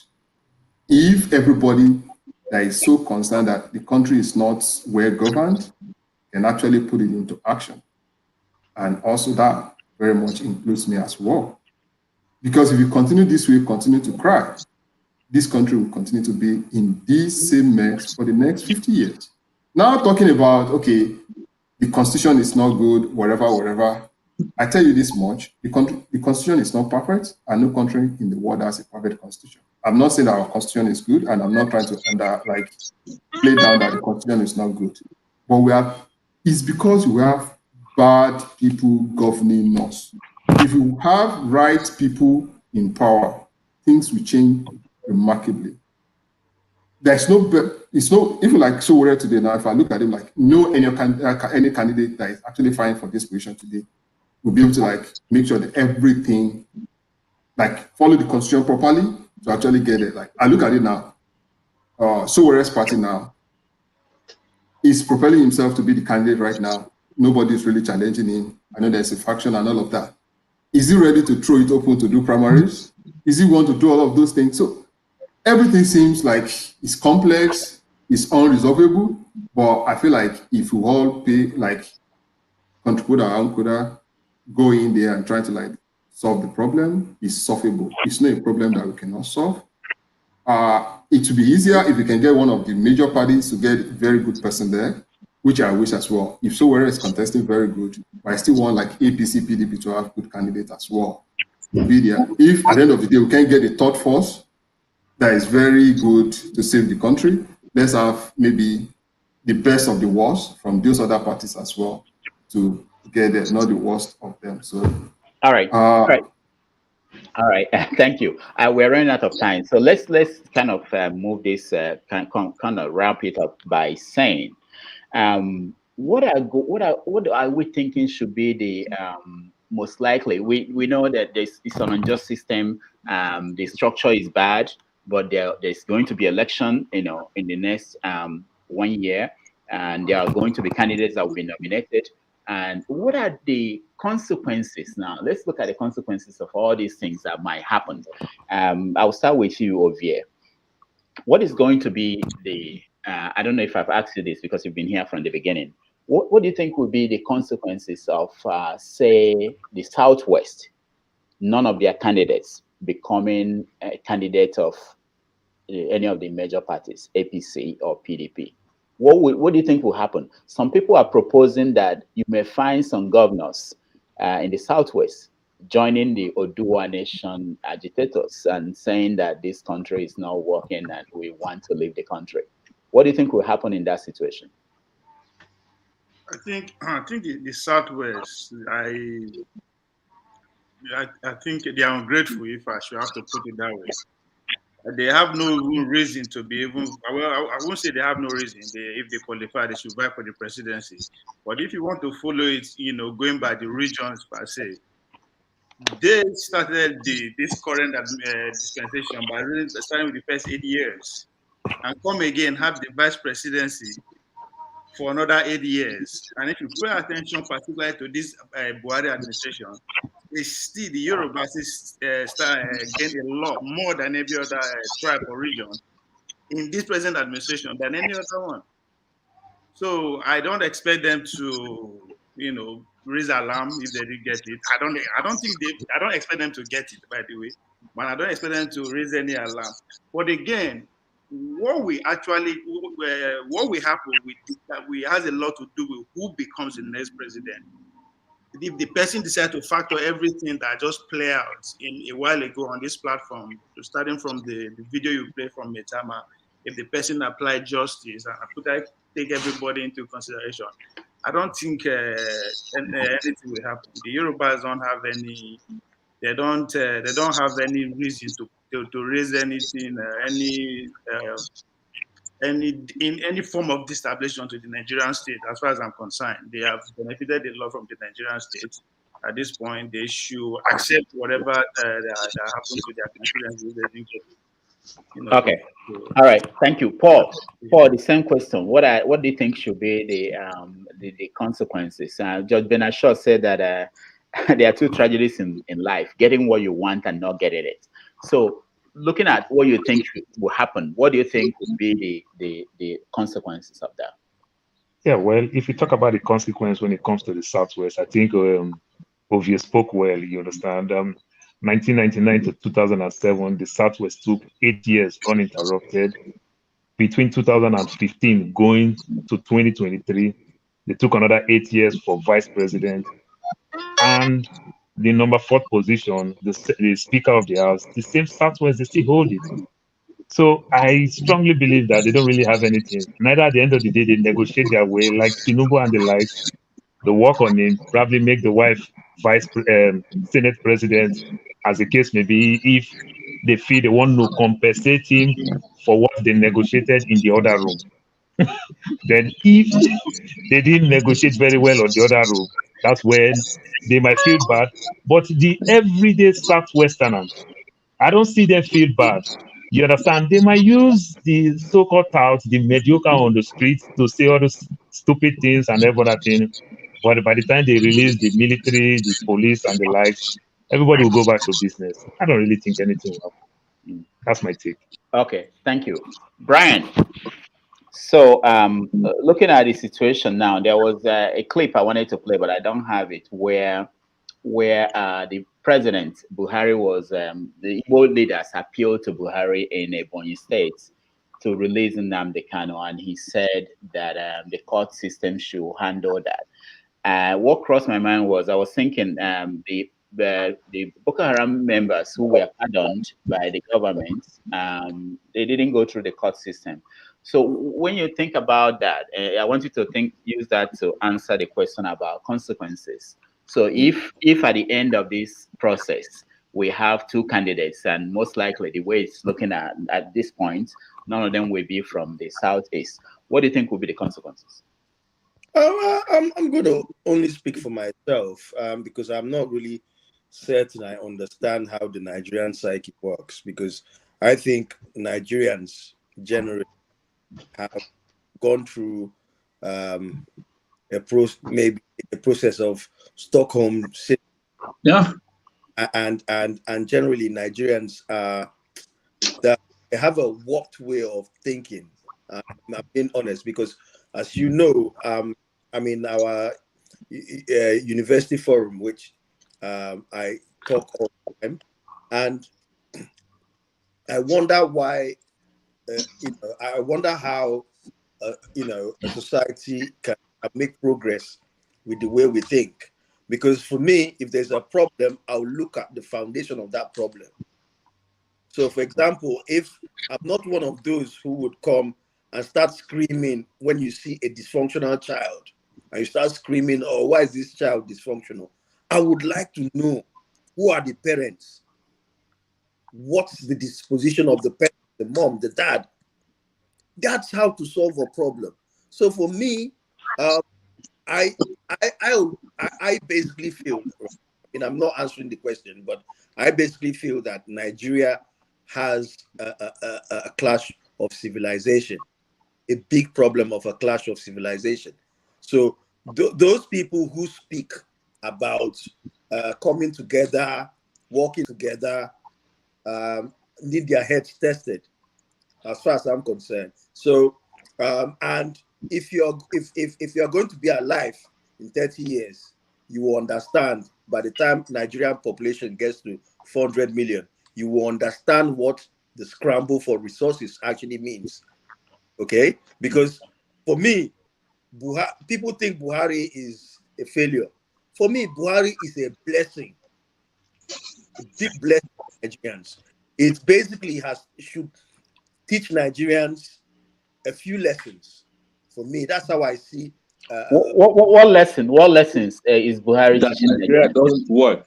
No, wait. Let me hear from Brian. Let me make sure that I understand him, because there are people who are watching, they don't understand. What Well, lesson? first place, I feel that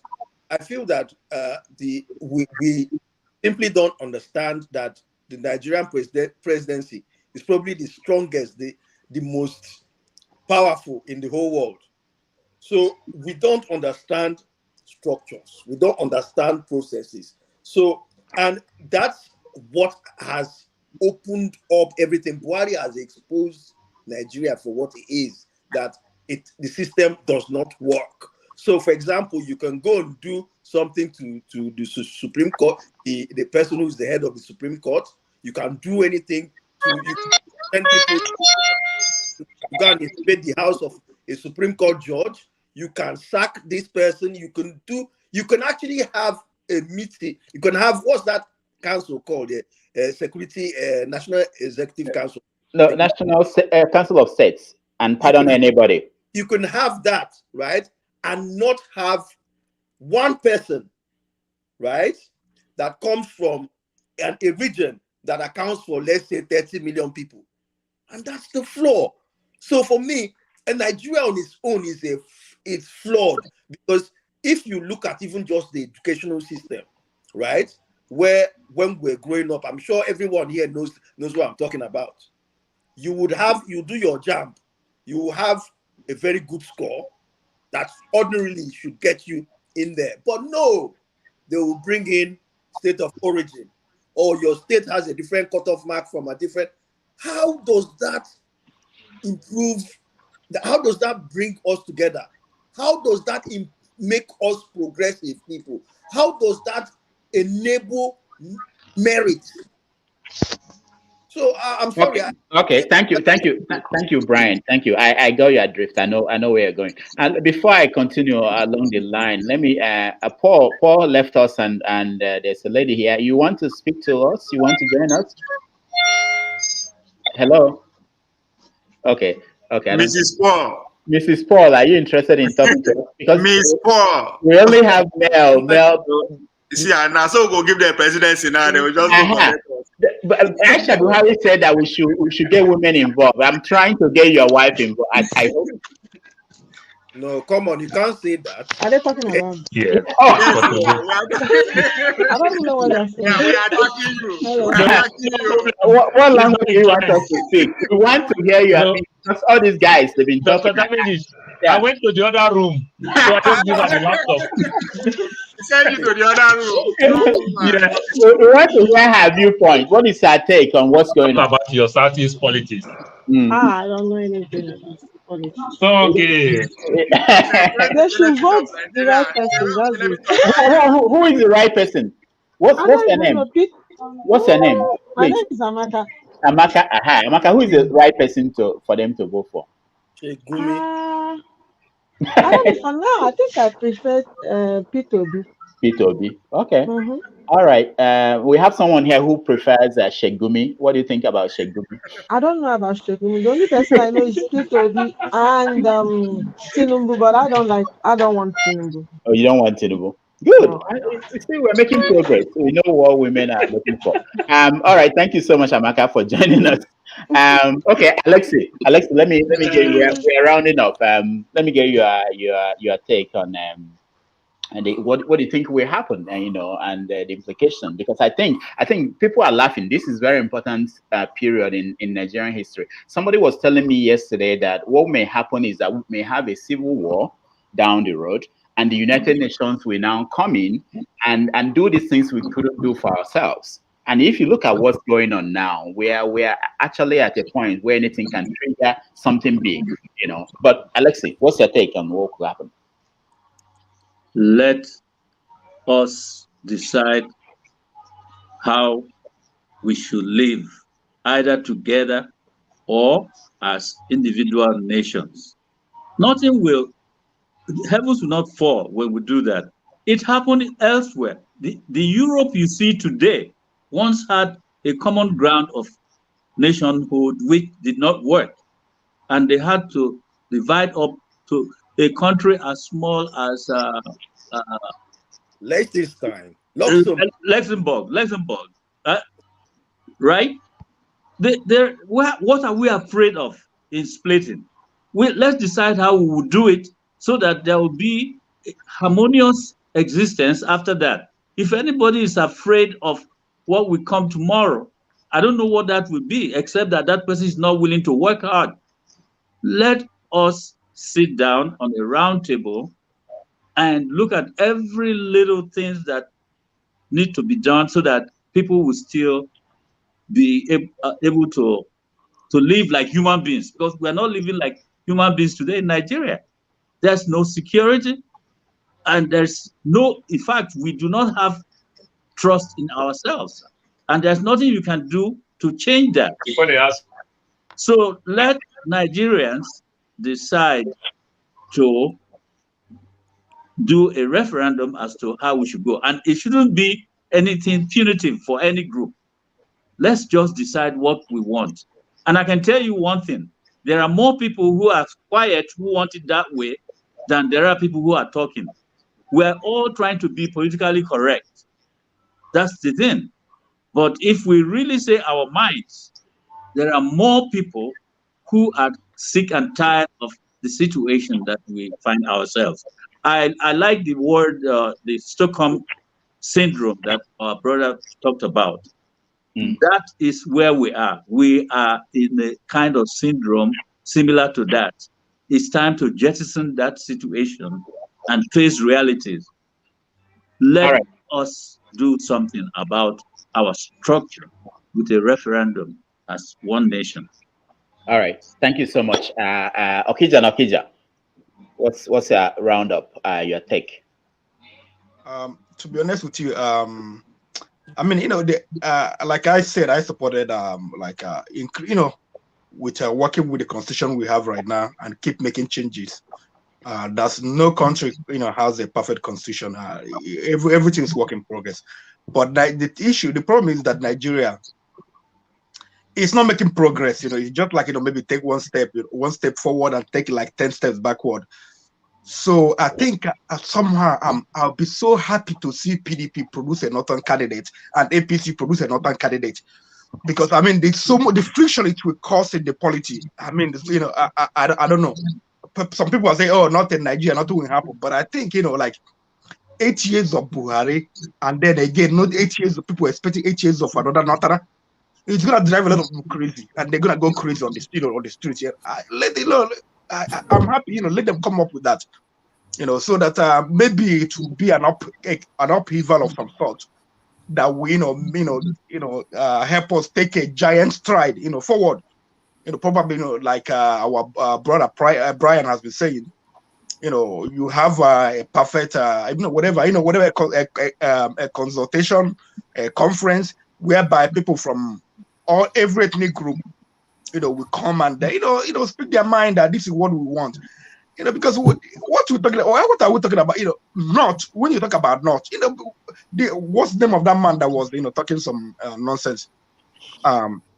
Is the secretary of the ROF? Yeah, how many? I mean, they wouldn't talk about no. They think that the north. There are so many groups in the north. So it's not about houses or the Fulanis. So if the South will be able, if they have conference, I believe that most people from the middle belt, they would have they would align with the South to have some form of independence. I'm not talking about what I'm talking about, like independence thought of like where are we going, what we want to achieve, instead of having a country whereby you have a secular state, then you have religion ruling the secular state. Everything is done in the name of kind of with religious sentiment in mind. So we have to do it. Yeah. So I'll be so happy for us to have PDP produce northern candidate APC. Yeah. So let it happen. Okay. secular country with 12 states that have declared Sharia states, which basically reaches the constitution. Man, All right. I'll go around one more time. But Solomon, what's a roundup? Your take. I want to come round again for what's keeping you up at night. Brian, I will start with you. But Solomon, go ahead. Me, I still see everything to be the same because from the way it's going, the Northern will produce their president, and if they did not, they will look for someone their loyalists from the Southwest and make him a president, and Nigeria will still remain the way it is. So nothing will change. It does not matter whatever we talk and whatever we say, but only thing that can like make an impact and change is actions. But if people talks and talks and talks and sit down, nothing will work because the major problem, just like what I said before, is the foundation and the constitution. All right. And if something is not being done about it, there is nothing because by the time you become a president and you have cabans that you need to pay royalties, you have to put them, you have to settle them. Nigeria still remains where it is until all these things are being tackled and removed before we can make progress. So with those things on ground, nothing. So neither Northern become the president or Southwest, they'll put somebody there. So the South will still remain. No matter what they are doing, all this is they are just doing is gragra. At the end, we'll still go back and shout and shout. We want Biafra, we want what they call it, Arewa or Yoruba nation. My dear, nothing will happen. After everything, they will just settle everything within their top politicians, and every case will close. That is Nigeria for you. So All nothing right. will. Thank you so much, Brian. What's keeping you up at night? You looks like you are stressed about Nigeria, and what's Oh, keeping you up at night? One thing. okay. One thing. The problem I have is that Nigerians are not looking at the indices. Okay, so if you look at our Human Development Index, right, for Nigeria, right, you can already see a schism, right, for the North and the South, our Human Development Index. The segment of the country, right, with a poorer Human Development Index is producing and having more kids at an alarming ratio, right? And and and like I said earlier, right, there is going to be a scramble for resources, and it started already. So it's a pity. I don't know whether anybody here is from Southern Kaduna. In 1988, I worked in Kaduna, the old Kaduna state. There's a place there called the Laduga Cattle Reserve, right? At that time, I think it might have been maybe about 30,000 hectares. Now, that place is 88,000 hectares. And they are bringing in Fulanis from the Sahel into that place. If you think it's a joke, Google Sakopu, which is like Sakopu is like the equivalent of Fanifere and Ohanese for Southern Kaduna. And the indigenous people there are being kicked out. Go and check out how many IDP camps are in the Middle Belt. In fact, in I think in November, we had a meeting with Benue State, the governor's advisor. The figure given to us as of number of people in IDP in Benue is 1.8 million. So what I'm saying to Southerners is that if you think that what is happening in the Middle Belt will not happen to you, for me, I think you need to all go back to school and go and read history. So all these people talking about unity and stuff like that, you guys need to read a bit more history lessons. These guys are very patient people. They can wait for 100 years. So what I'm saying is that if you look at the history, what is happening in Benue, what is happening in Plateau, what is happening, in fact, as we speak, Those of you who are Yorubas, where's Bolaji? If you are from Ogun State, go and ask what has happened to the people of Yewa. They have moved to Benin Republic.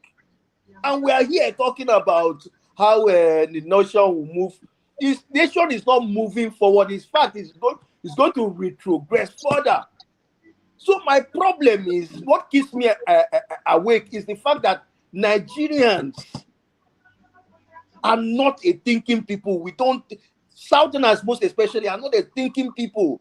We don't project. We don't see.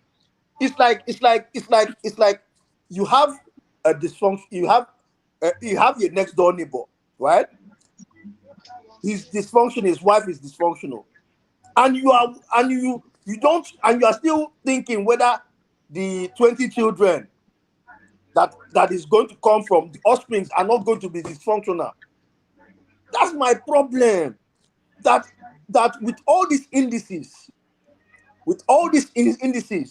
we still cannot see that we are heading for doom. We are heading for. Anyway, that's what that's all I can say, because there's just so many indices. Thank you so much. Thank you. Ovie, 30 seconds. What's keeping you up at night? I'm picking offense with Levinati on the chat. I know. I see what's going on How there. dare he said that some politicians are promising to take Nigeria to NATO. That's not acceptable. It might be. Anyway, what's keeping you up at night? On the comments, there are several interesting things people are saying on the comments. We are watching them. We are picking some of them up. Yeah. But anyway, go ahead. What keeps me up at night is the fact that we Nigerians all over the world recognize the fact that there is change, we see the change, but instead, majority of us decide to pray, saying that prayer will cover. I have never seen anywhere that prayer works. Never, I never see. So the fact that we don't care, even though we see the problem and then we know the solution. I mean, we are smarter than that. We know the solution. We know how. Matter of fact, we know how we did one. But instead of now summon the courage and go for it, we can fast for 40 days and 40 nights rather than go fight this problem. So that's what's the problem now. We don't care. We want to go heaven rather than go achieve the heaven here first and enjoy and small to even see if that heaven that tell us evil will make sense. For me, no, say I'm not interested in heaven, but I know it will be very boring. But yes, we can achieve it here. We try to achieve it, but we won't pray. So that keeps us at night. Prayer. Majority of us, instead of that staying up at night, they describe strategy, we will pray. So I don't know. I joined them to pray at night instead of sleeping. All right. Thank you. Paul, what's keeping you up at night? Paul, you have to unmute yourself. I know you've been talking to several women and you muted yourself. Okay. Yeah, so let me take it too from Brian and then follow up with Ovie. What keeps me up at night? Let's go back to history, like Brian said. You know, I was privileged. I was raised in Lagos, and my dad worked in the Nigerian Post Authority. So we lived in the Apapa houses. So back then, what they call Apapa, they don't call it Apapa, they call it European Quarter. You see a lot of white people there. But during the time when Awolowo, after the independence, Awolowo was systematically trying to chase away these white people due to some of the horrible things that they did to us.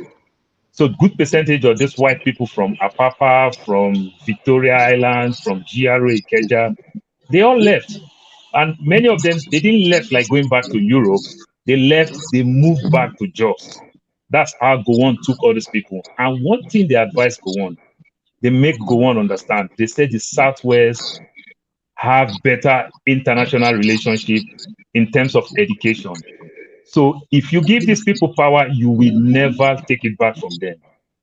So the North are doing everything within their reach to sustain and keep power to themselves. And that is everything they've been doing from back then to now. Then I also want to talk about what keeps me up at night.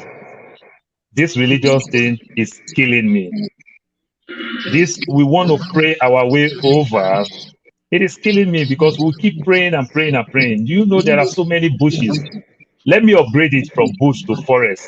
In my village, in your village, that we call evil forest, nobody has ever gone in. My great-grandfather, my grandfather, my father.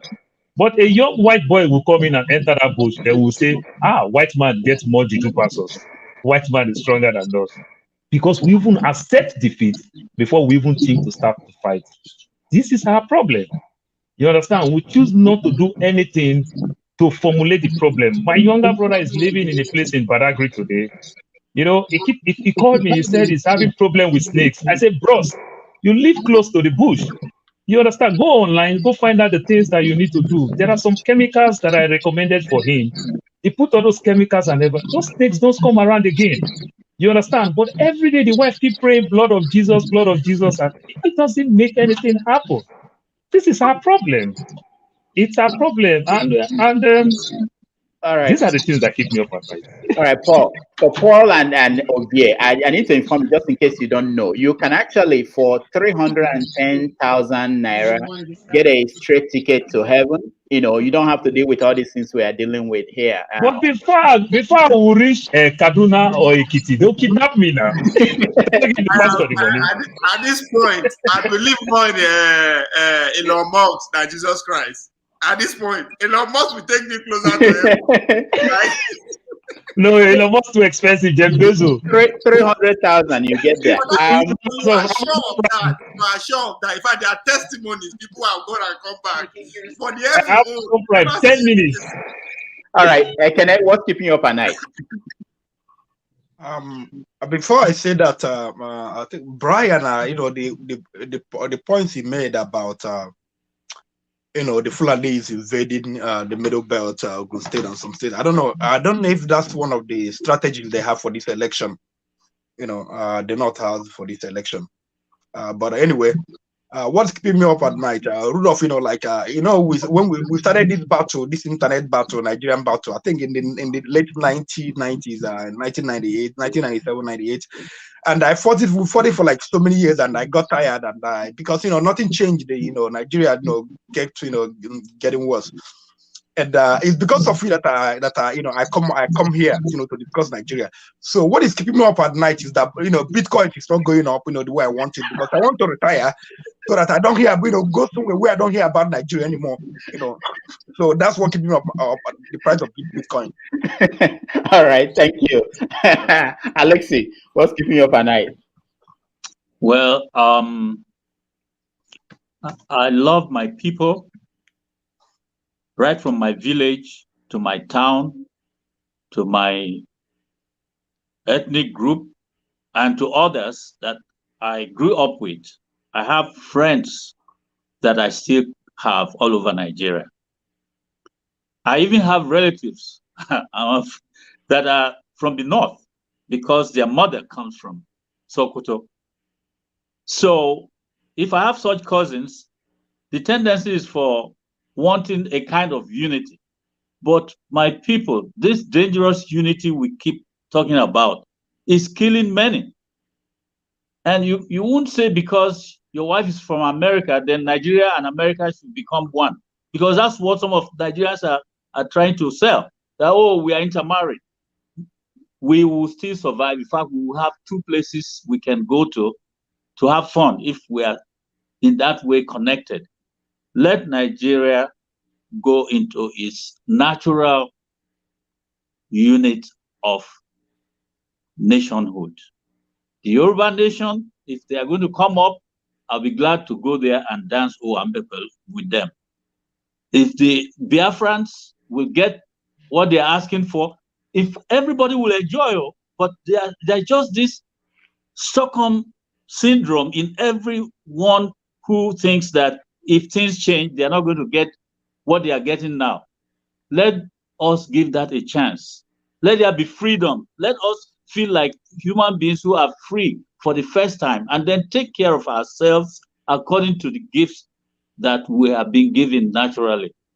That's what keeps me awake. I want to be able to go to Nigeria, go home to my village and sleep soundly and not think of what's happening in my forest next to me or who is coming to force me to move from my village to another place because they want my place. I want to feel safe. That's what's keeping me up at night. All right. I want to thank everybody. We've been over by 15 minutes. I want to thank everybody that joined us today. I want to thank Ovie, as usual, Paul, Alexi. This is the first time you're joining us. Ekene, you're always here. Brian, I really appreciate you coming in today. Obina joined us and so many others who are not in the studio at this point. I want to thank all of you. I appreciate your time. I know that we don't get paid for this, but it's our passion for what's going on in that country that is keeping us talking. And it's good that we talk and share knowledge. And a lot of things that have been said here over the last few weeks have turned out to be very influential. So I appreciate this. And all the people who are sending in their comments, I appreciate all of you. Now, tomorrow we have a special interview on 90 Minutes Africa with Omoyole Sowore. I will recommend that if you have time, you can join us at 4:30 p.m. Nigerian time and 11:30 a.m. New York time. Join us. You can also have an opportunity to question him. So on behalf of everybody behind the scene here who helped make this possible, I thank you all for joining. Thank you, Ovie. Thank you, Paul. Thank you, Brian. Thank you, Ekene, everybody. Thank you so much. And we'll do this again on Wednesday. We do the one we have about people living outside Africa, Africans abroad. And on Saturday, we talk about politics in Nigeria and across Africa. So thank you, like I said, and I will see you next time. Bye. Bye, guys. Bye. Bye. Bye-bye.